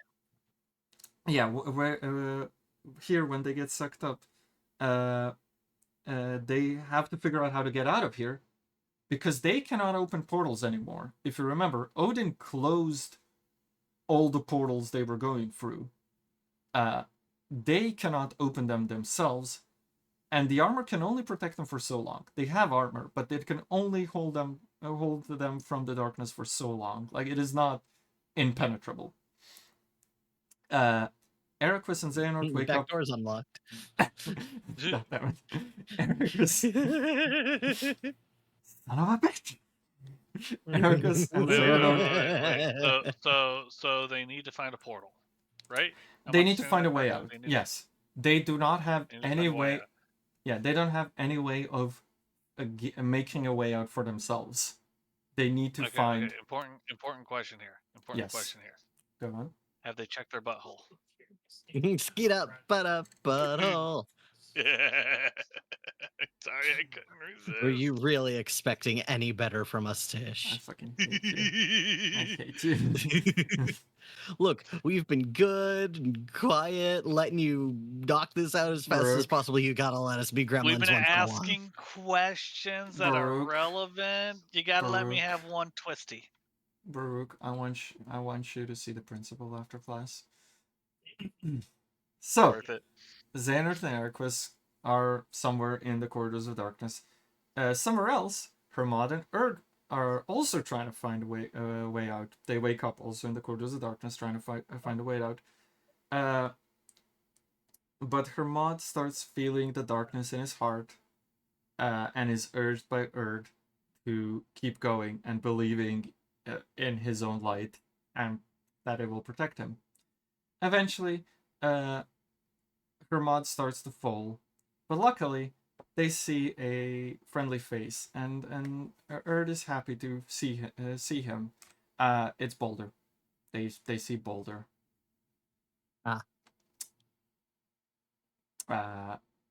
Boulder sees them both knocked out because their armor faded, and there is nothing they can do because they are knocked out to stop Boulder from killing them both. They are his 5th and 6th victim, and their hearts drift away in the realm of darkness. They are his 5th and 6th victim. 5th and 6th victim. Okay. Yeah. Okay. Sorry, 1 second. I need to check something real quick. Hey, Artie. Yeah. We have been going for about 2 hours.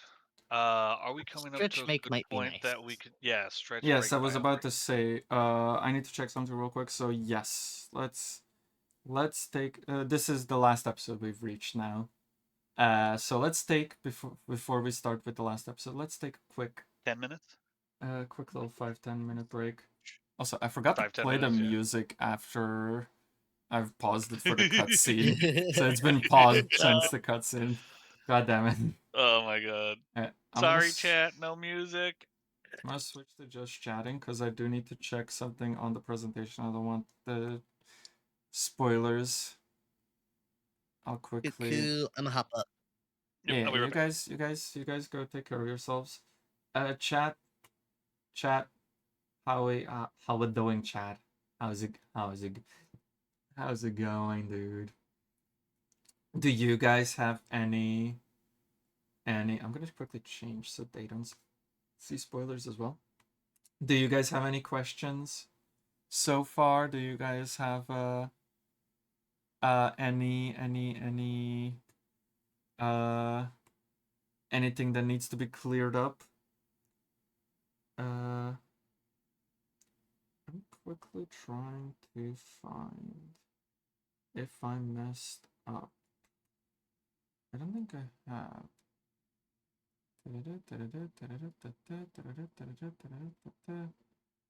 I have not.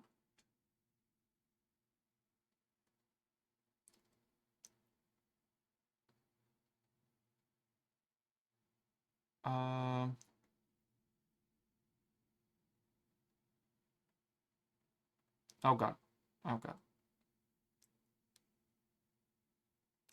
But yeah, does anyone have any questions? Let me know. Also, how are you guys liking this so far? Are you guys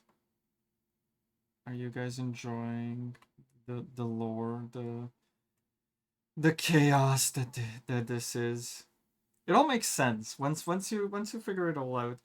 It all makes sense. And also, this game, like so far and everything, is basically a story about how the world is not black and white. The world is not light and dark only. Light and darkness only. Darkness, darkness, darkness. Light, light, light, darkness, light. Yeah, I did not. I did not. Put in an important bit. Or did I? I did, but not. Yeah, it's fine. It's fine. It's fine. It's fine. It's fine. It's fine. It's fine. It's fine. It's fine. No one will notice. It's fine. How do I change windows on here? There we go. Okay. Everything's back. Also, I will say, every time hydration was redeemed, I've been drinking this. It is one of my favorite monsters. It's the Ultra Strawberry Dream. It is delicious. also in research for this game, good lord, Hoder and Boulder, I feel so bad for Boulder. Literally their like relationship and everything legitimately like made me cry. Like it made me tear up multiple times. I was like, God damn it, I just wanna give him a hug. Boulder is like literally just like trying his best to be a good guy, but is constantly being told that he's what he represents is evil. It's great, isn't it? Master Odin's great. Master Odin's a great guy. He's making me very, very cry. You're talking about in the story of the game. Okay, I don't know how if you've been here, Red. If you're caught up so far, the story of the game in the story of the game, it's brother and sister Boulder and Hoder, and Hoder is basically this pure light, pure good, and Boulder is an empath that pretty much absorbs other people's darkness and fears and everything. And they are all being taught that darkness is bad.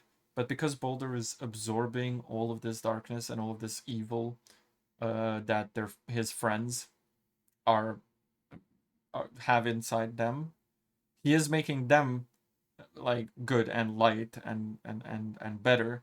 But in the process, he is growing darkness inside of him, and the fact that he's being told that darkness is bad and evil and should be eradicated makes him fear and makes him sad, like makes him feel like an outcast.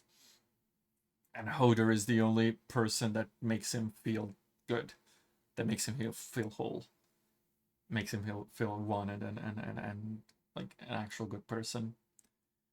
That's why I've like this whole story, this game is very much focused on the characters and character development and like, is a person truly evil if they have darkness inside of them, and what actually makes, like, basically saying, like I said, it's saying the world is not black and white. Someone having darkness inside their heart doesn't mean they're a bad person. Someone having light inside their heart doesn't necessarily mean they're a good person either. And it's basically like touching on those subjects and everything, and exploring people's like emotions and everything. It's very, I very much love the characters, even though I haven't played the game.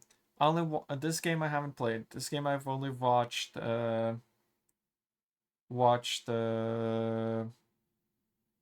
story of, watched cutscenes from, and watched videos about it, and watched and read about it. I haven't played this game at all. That's a lie, actually. No, I have played it for a little bit. I played the beginning of it. Played like the first 10 minutes of it. And that's it. But yeah. Also, how are you doing, Red? How is you? How's your day been? Ah, I have a lovely fan here. Jeez, I don't get my like, if I block this up, will it become darker?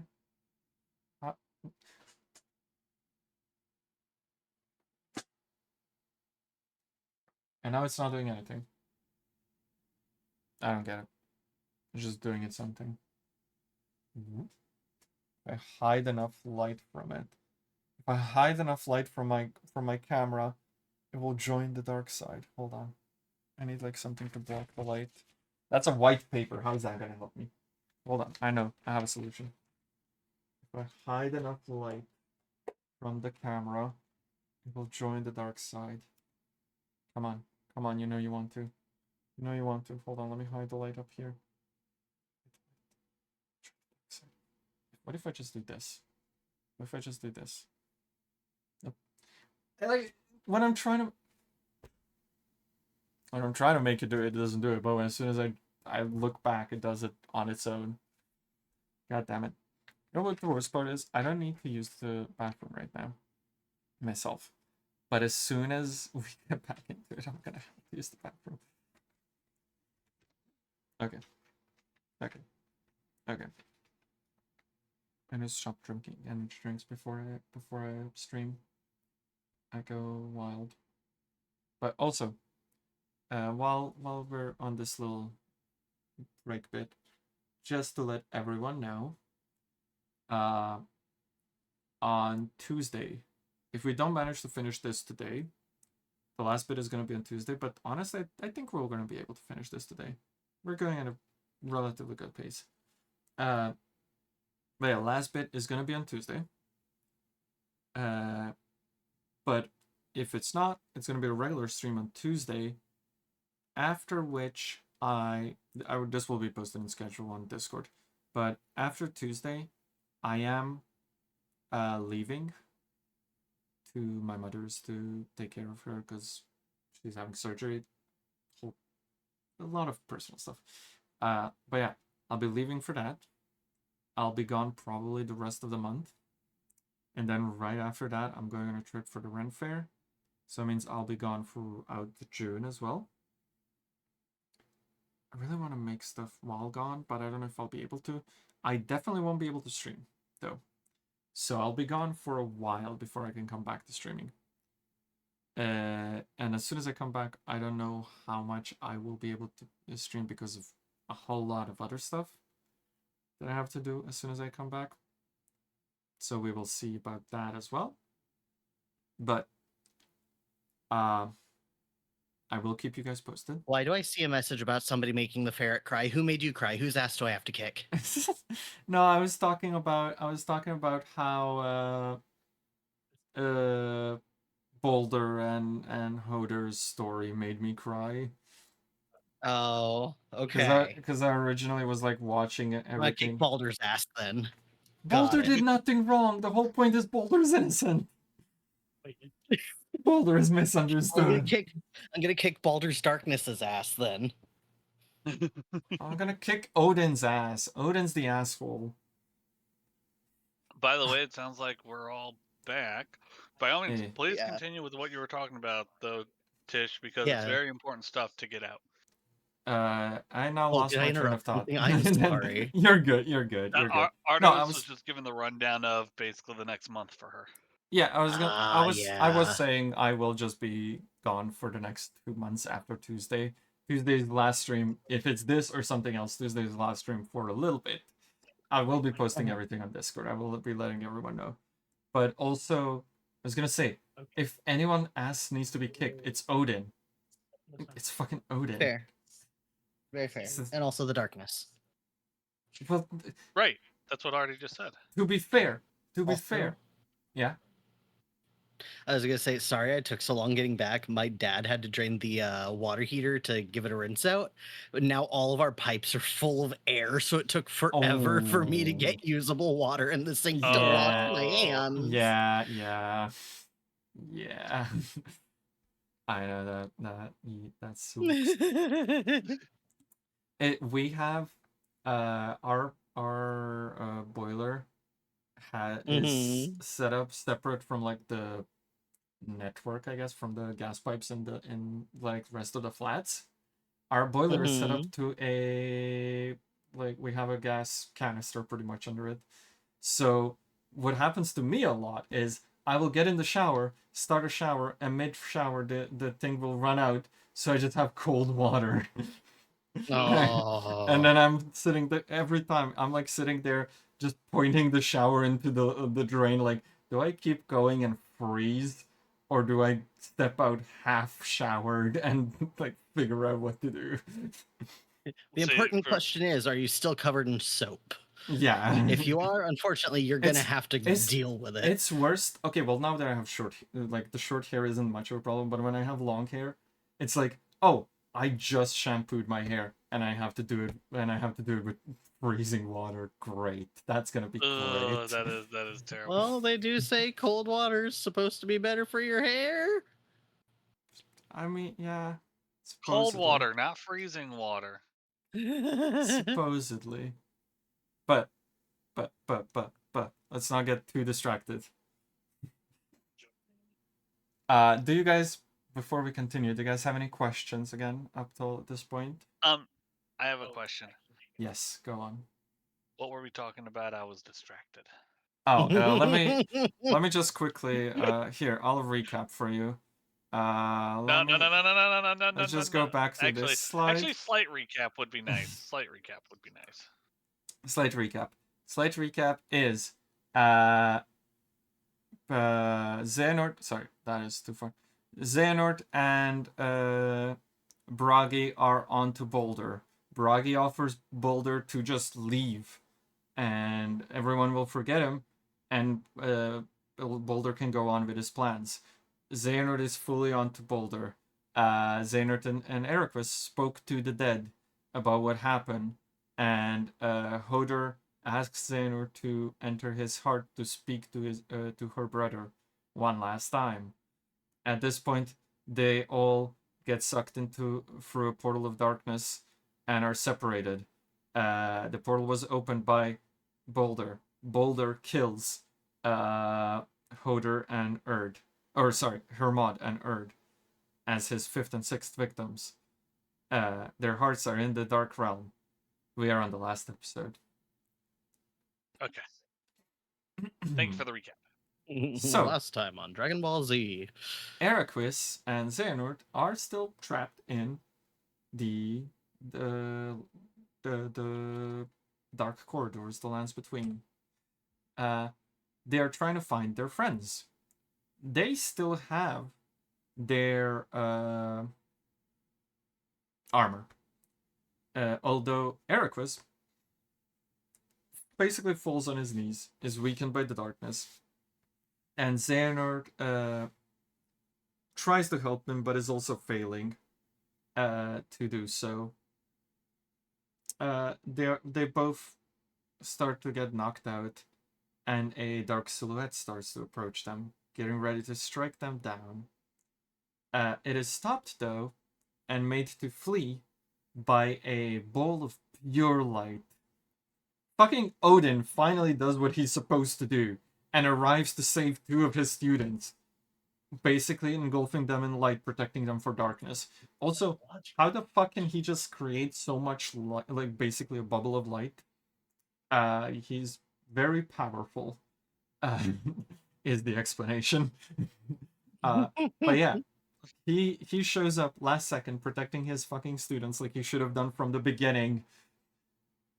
The dumbass. Now hold up. Yeah. Hold up. Yeah, what's up? Are we sure? Are we sure? I mean, dumbass, yes, but Dumbass. Mhm. A Odin has scheming knowledge of the dumbass. Odin has knowledge of Mom's master plan, right? And Odin knew about Mom's plan to Odin trap knows the it darkness. to a certain point, yes. Odin Okay, knows. okay. But part of Mom's plan was to have the darkness trapped within very powerful beings of light, and then basically killing off those beings, his followers, through the Yes. Keyblade War. You know, so Yes. Odin shows up to save two people. What if Odin purposely wanted the others to die, thinking that they had darkness trapped within them? I don't think so. I don't see why he would think that darkness is in everyone else. There's no like Odin's a bitch. Yeah, there's no indication that they would have fallen to darkness in any way, shape, or form. He knows that Boulder definitely has darkness in him at this point, presumably. But he would like. There's no reason they would, and there is no reason why he would think that anyone else has darkness in them. They are pure beings of light, and with how knowledgeable Odin is of shit that he shouldn't be knowledgeable of, it is possible that he is able to also same empath abilities that Boulder has see into people's hearts and see the light in their hearts. So I don't think he would kill them, let them die. Also, he knows they're falling to dark. He knows they're being killed by darkness. Why would darkness kill their own? But yeah. Also, important side note for later.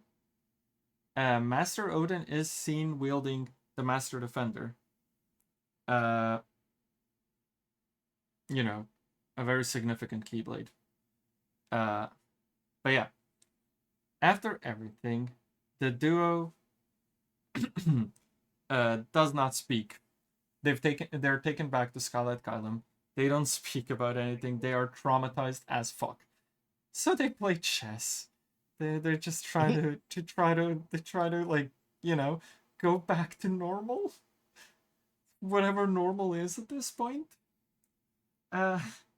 But Master Odin takes them to the classroom and greets his 2 last students and basically tells them that it's not their fault.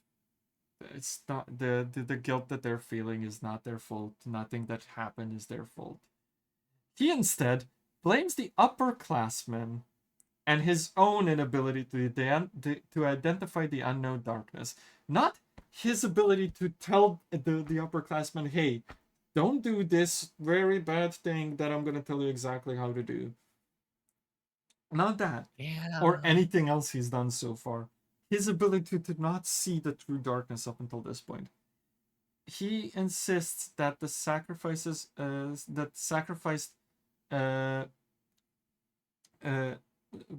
insists that the sacrifices that have been made so far cannot be made in vain. Like, they have to mean something. They have to see this thing through, basically. There must be purpose. Yeah. Eric was at this point kind of remedies and remembers the fallen, and Odin reacts to Boulder being one of them because Eric was like listing them off pretty much. He's confused about how Boulder is one of them, how Boulder could have been there, because Odin still thinks that Boulder is apparently, presumably, he still thinks that Boulder is isolated.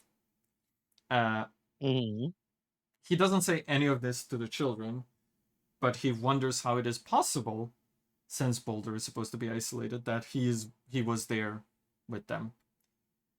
But there's not much time for him to ponder on that, because soon the world, Scarlet Kylum, is under attack.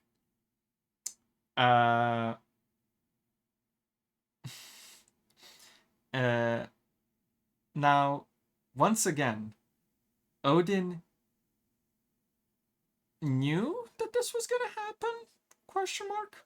Because as soon as it happens, as soon as it starts, basically an earthquake shakes everything, and they go to see what's going on.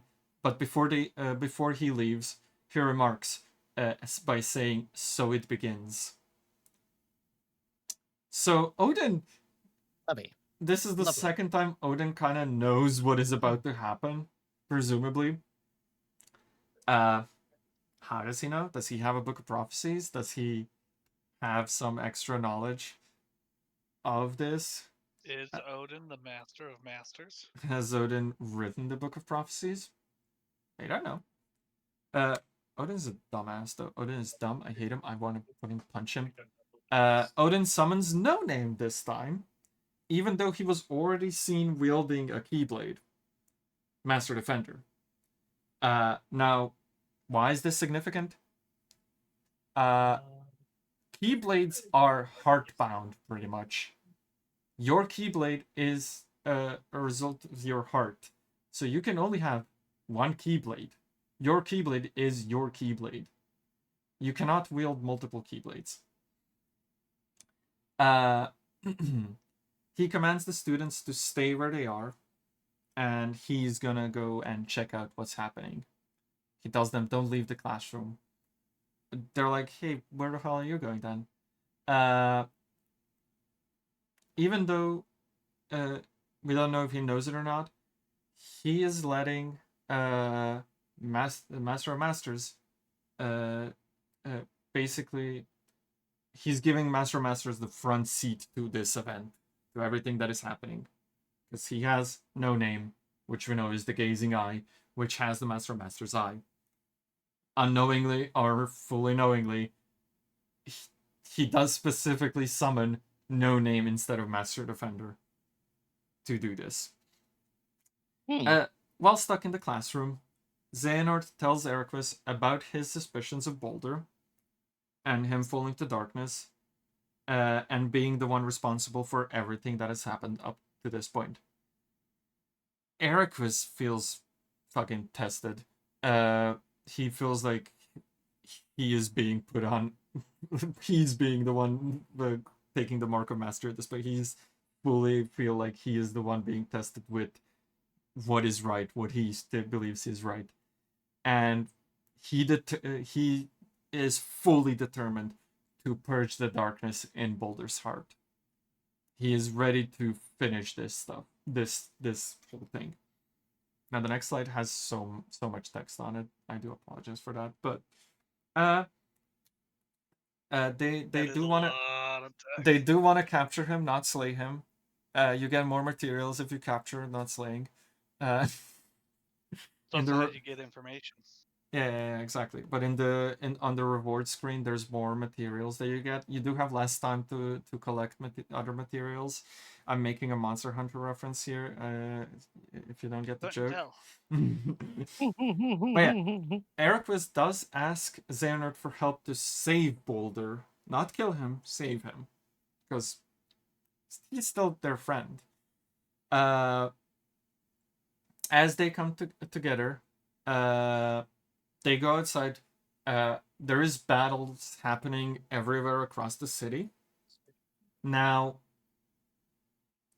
where it is not specifically stated, this is darkness is popping up, or if this is just Boulder, the darkness zipping across the city and causing chaos everywhere. We don't see it, but there is chaos happening across Scarlet Kylum. Vidar, Vali, and Vala finally return to Scarlet Kylum through a corridor of light.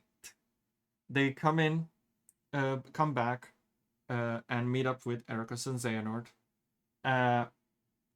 They're told what is happening, and Vidar reveals that they already knew this, and he believes Boulder. He believed that Boulder would never attack his own classmates. He believed that Boulder would not strike down his own, but he was proven wrong. Eraqus is outraged, believing Hoder's death was the turning point for Boulder, and Vidar was responsible. Vidar didn't step in. Eraqus pretty much says, none of this would have happened if you protected Hoder. Darkness wouldn't have found a way into Boulder's heart. And he draws his Keyblade to fight against his own friends, the upperclassmen. He does remark also, once he does draw the Keyblade, he does remark, my anger might take over, but the darkness won't. He is warned by Xehanort that letting anger in is letting darkness take over. But Eraqus doesn't believe the two are the same. And he would never let darkness in his heart. He hates darkness. So Xehanort joins him. He's his friend. He would not... As much as they don't see eye to eye,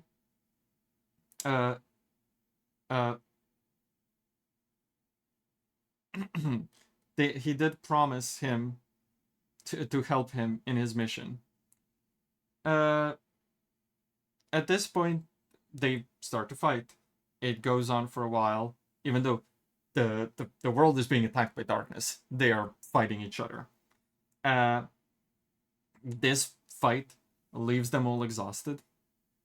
And Eraqus, even though exhausted, tries to basically perform a sneak attack on the upperclassmen while they are also exhausted. And this is the point where Xehanort steps in. Xehanort stops him. He does not see it as right to strike someone down like that. Eraqus gives up and still can't believe that Boulder could fall to darkness, and that Vidar couldn't either. Believing that it was a true darkness that found its way into his heart. And Vidar does eventually kind of cave in and does admit that he is racked with guilt and he does feel responsible. And he also does admit that he feels responsible for the lower classmates falling because he couldn't bring himself to strike down Boulder. Rather, he was willing to risk everyone's life by opening Kingdom Hearts. But he also decided to not do that. Uh, but yeah, they at this point their differences aside, and they realize that infighting is not gonna lead to anything. Vidar does say that they've returned to Scarlet Island because they've decided to not summon Kingdom Hearts. They gave up.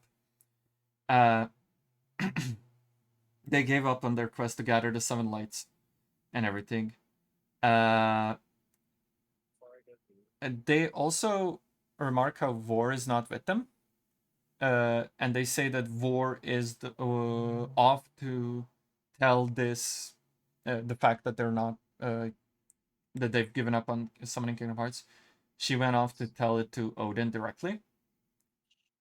At this moment, Boulder shows up. Apparently, he's been there the whole time, hiding. And he shows up and is disappointed. Vidar was supposed to open Kingdom Hearts for him, and he couldn't even do that. And this is the first time. Why couldn't Boulder just open up Kingdom Hearts himself? Well, why would he do all the heavy lifting when Vidar is doing it?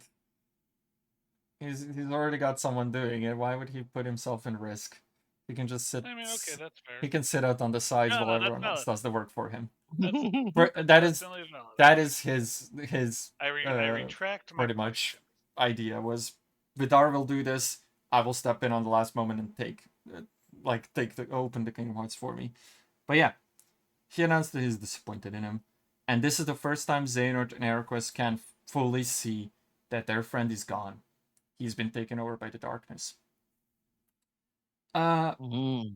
This hurts Xehanort's heart, but not Xehanort's heart. The part where Hoder is the one that's hurt. It cries out in pain, and Aeroquest promises that he will find a way to bring Boulder back. The Boulder, fully taken over by darkness, state that there is no way to kill one without killing the other. They cannot separate the darkness from Boulder without killing him. He's the Boulder, or the darkness, or whatever he is at this point, leaves them with Pureblood Heartless to fight, and he goes to the tower to catch Vor, who should be reaching Odin at this point. They dispatch the Heartless and are basically off to save Vor and follow after him. Boulder, however, reaches Vor, and she expresses her condolences for his sister, asking if everything he's done up until this point, and everything that he made others do and everything, if that is because of her. And Boulder's darkness finally reveals that his sister's death was not the reason he felt the darkness. He already felt the darkness, and Hoder's death was what was its doing, and the darkness killed Hoder by proxy of Boulder, or through Boulder, and that only just gave it more power. But Hoder dying was not what gave darkness control of Boulder. It was all of them feeding it. But yeah, delighted in revealing this, and that it's responsible for the death of Bragi, Erd, and Hermod, it also remarks that Vor will be its 8th victim. Kind of scared, and rightfully so, Vor summons her Keyblade and is ready to fight her friend. But she is very easily overpowered by this very strong being of darkness. And just before she is struck down, Vidar, Vala, and Vali show up. Again, Boulder does fully confess to them as well of what it's done, everything that's happened, and they finally know the full truth. They All truth and nothing but the truth. Yeah, they can't. God damn it! God damn. Did I beat you to it, Baruch? We both said it. No, Pocket said it. I only heard Pocket. But yeah. I'm sorry, I was trying to be respectful of your storytelling and not override. Nah, I've been good all day. I will deserve to blurt be out any bullshit. bullshit that pops in my head. Exactly. I've been a good bun. I deserve it. But yeah. Well, you know, last time I blurted something, Artie got mad at me, so. Well, Pocket is also getting detention, don't worry. Yay, we're both gonna see the principal. But yeah, Vidar Worth it. forgives him. Vidar doesn't blame Boulder and claims that he himself is fully responsible. That Vidar himself is fully responsible. A great growing moment for him. You know, a kid taking responsibility for his actions. Yay! Even though technically he's kind of been brainwashed into believing that he shouldn't have done anything, so it's not fully his fault. Also, but still, the darkness. But it is fully his fault. Well, yes, but not. But yes. Well, yes, but actually, no. Yeah. But actually, yes. The darkness. Sorry. Yes. Sorry. That's fine. The darkness basically tells them, offers to end them as a way for them to make amends for what they've done. And they pledge to take Boulder's life peacefully in Hodor's honor, saying the ancient Keyblade wielder mantra of "May your heart be your guiding key." Now, so here's some fun facts. There's a lot of mythology. Well, a lot. There is some mythology references, even more closer to what the story is here. But as Xehanort and Eraqus reach the tower and see the Keyblade wielders fighting, they see Boulder is exhausted, and the upperclassmen are ready to finish the fight. And just as they do, the darkness inside Boulder bursts out into a massive Heartless named Hringhorn. Hring horn. Hringhorn in mythology is Boulder's ship. It is described as the greatest of all ships. It was the ship Boulder's body was brought to after he was murdered by Loki. But no god was able to set it off into the waters. So, also, the little detail on its head, it has two circles. Half of them are light, half of them are darkness. Possibly, this is just assumption, but there's a lot of details that match up if you look at like the design and everything. But possibly symbolizing Hodor and Boulder. Hodor being the pure light and Boulder being the pure darkness and Hodor being the pure light.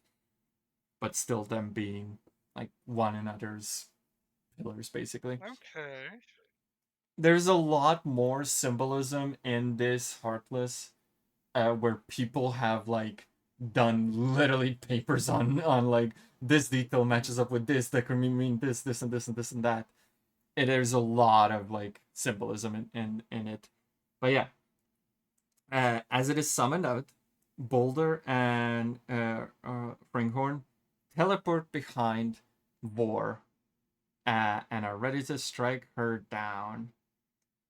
But just before they do, all three upperclassmen jump in to protect her. They're all killed, protecting Vor. And in his final moments, Vidar apologizes, apologizes to Xehanort and Eraqus, because it is on them to strike down Boulder now. because that is now the only option, pretty much. But yeah, so at this point, it is Vor, Eraqus, and Xehanort left. As their friends fall, Eraqus and Xehanort get ready to battle Highhorn. While they're battling, Vor tries to take this opportunity to strike Boulder from behind, but that was exactly what he planned on, and he kills her, claiming his 11th light. So she's gone too, but this is also the first time that, even though they lost so many, this is the first time the duos, Xehanort and Eraqus, their lack of strength directly led to a loss of their friends. Them not like doing their job properly, at least in their eyes, directly led to one of them falling. Boulder at this point is ready to strike down his last 2 lights, making it a full plunging 13 lights into the dark, as the darkness told him to do. He teleports to Kingdom Hearts. Yeah, he teleports to the peak of the tower, ready to finish his job, and the duo, our little guys, Eraqus and Xehanort, follow him up. So, as we established, Boulder wants to open Kingdom Hearts. The darkness finally reveals to them its full plan. It wants the worlds to be completely purged. Once Kingdom Hearts is released in its uncontrolled state upon the world, everything would be destroyed. It would destroy everyone and everything, and eventually it could fully... And everybody. Yeah. And eventually it could fully be reborn in darkness. Darkness could be fully in control. Vidar's plan would not have purged only the darkness in Boulder's heart, as he's been led to believe. He's been led to told that it would lead to massive consequences, but it could purge darkness, specifically darkness in his Boulder's heart. This is the point where they learn it would purge everything but or everything including the darkness, but everything else as well. And they learned that the darkness has been basically laying the path for Vidar to assemble the 7 lights. So it has been working on opening Kingdom Hearts. It has been leading Vidar in the right direction in its own way. It also is revealed that it is not one of the true darknesses. This darkness was a shadow on Boulder's heart. It evolved once it struck down Hoarder. It knew that the Vidar would seek the one responsible for Hoarder's death, and knew once it found out it was Boulder, he could not kill Boulder and would seek a different way.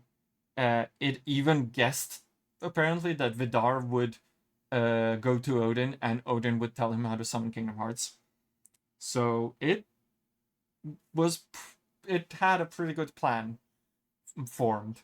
Heimdall, Sigrun, and Helgi were just additional incentives for Vidar to carry out his plan. But also, they were a backup. In case Vidar doesn't finish his plan, they were the first few lights that this darkness snuffed out. They were the beginning of it snuffing out 13 lights. So in addition to Vidar going down his own path of opening Kingdom Hearts, the darkness was working on... Basically, the darkness was working on a plan B in case he doesn't go on with it. Always got to have a backup. Yeah, the darkness was in the background working to plunge the 13 lights into shadow, using its own method to summon Kingdom Hearts. because 13 lights plunged into shadow is a little bit different from what Vidar was told of collecting 7 pure lights. Slightly different ways to open Kingdom Hearts. Okay, but yeah.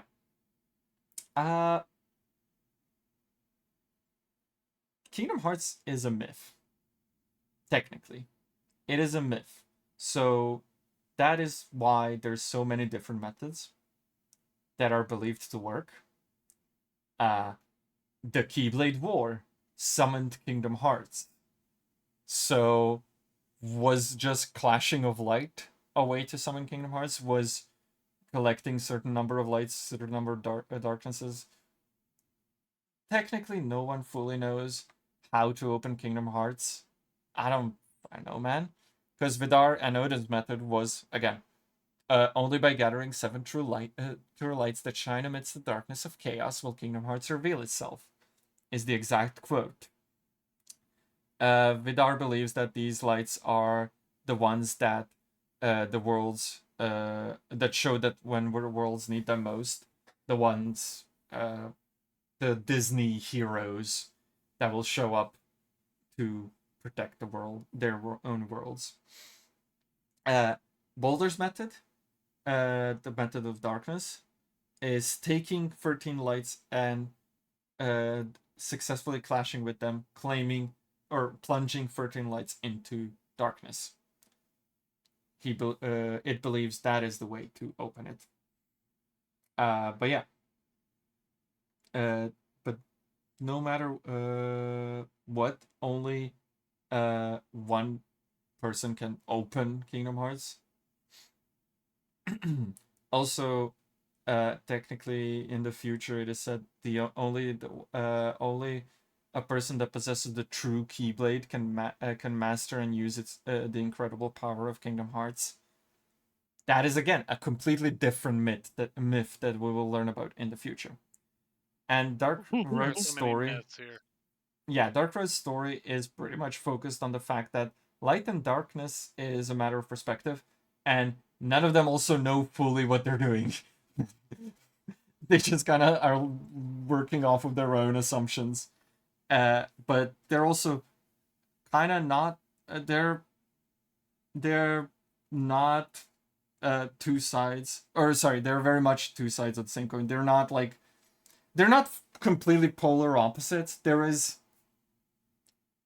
a connection between them. There is a gray zone. Darkness doesn't necessarily mean bad. Light doesn't necessarily mean good. But yeah. So technically, even right now, we ourselves and them don't know if they will work, but they have ways that they believe opens Kingdom Hearts. Also, Plant, thank you for the hydrate and the posture check. Thank you for the hydrate and posture check. Yeah. There's many ways. But yeah. At the top of the tower, our gang is here. They clash immediately as they get on top. They clash, and all 3 of them are very much exhausted from the clash. It goes on for a while. Xehanort falls on his knees and is beaten. And Boulder is ready to claim his 12th light. But Eraqus steps in and blocks him with the last of his strength, and they're both blown away and are about to fall, and are fully knocked out. And Xehanort is now the only one standing and the only one left to strike down Boulder. And he is ready to do so. But he falters for a second, reconsidering what he's about to do. He's about to kill someone. And as he takes this second of doubt, darkness swallows him and enshrouds him in darkness. And Boulder stands up and they have a little chat. The darkness tells him to put away his sword. His Keyblade, sorry. It's not a sword, it's not a weapon. The darkness insists Xehanort is wrong, and that it is not, again, once again, it is telling them it is not a true darkness. To prove that it is not a true darkness, it asks if his heart truly holds no shadow, and if he believes he is like the others. Boulder can see inside other people's hearts, as we know, and he asserts that Xehanort and him are the same. Their role is he goes to explain that their role is to stay beside the light. Boulder was to stay beside Hodor, the light, and Xehanort is to stand with Ericus, his light. And if those lights are to disappear, they are destined to be swallowed by the darkness and lose their purpose. Xehanort tries to deny this, but the darkness again states it is born out of fear of the unknown that lays in the hearts of all Keyblade wielders. And Boulder was the perfect host, as he was able to see the hearts of all Keyblade wielders and see that pain and fear and absorb it. And he was made a perfect entity, a perfect host for it to make it a perfect and real entity. Boulder claims that all darkness, even true darkness, has been able to grow in strength all these years using this fear that Keyblade wielders have of it. Basically saying that darkness is given strength by the Keyblade wielders wanting to fight it and fearing it taking over worlds or anyone. Xehanort is rattled by this and like it's trying to come to terms with what he just learned.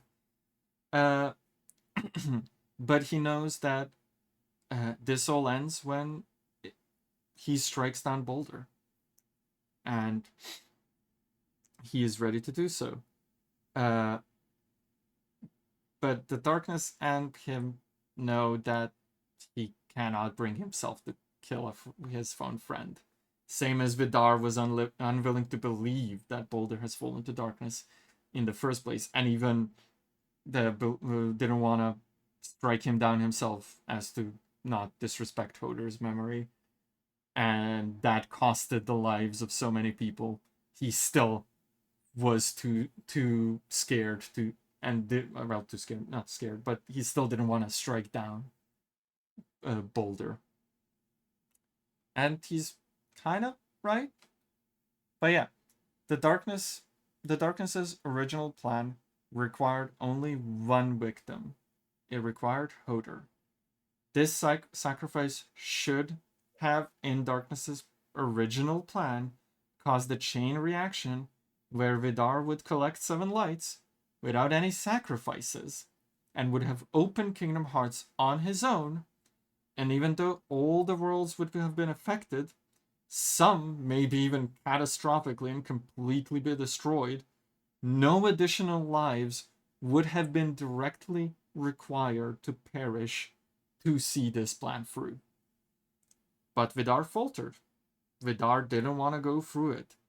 And that is when the sacrifice of all the other Keyblade wielders became necessary in this darkness's eyes to bring the means to this darkness's endgame. The darkness explaining this sounds almost like it didn't want to take lives, but it also had no problem killing all of them. But it also just doesn't want to deal with the mess. Yeah, it also yeah, not don't take a life unnecessarily, but when it has to be taken, don't don't cry over spilt milk. Yeah, it is also mad at Xehanort for not having, or for having to do this, for having to strike them down.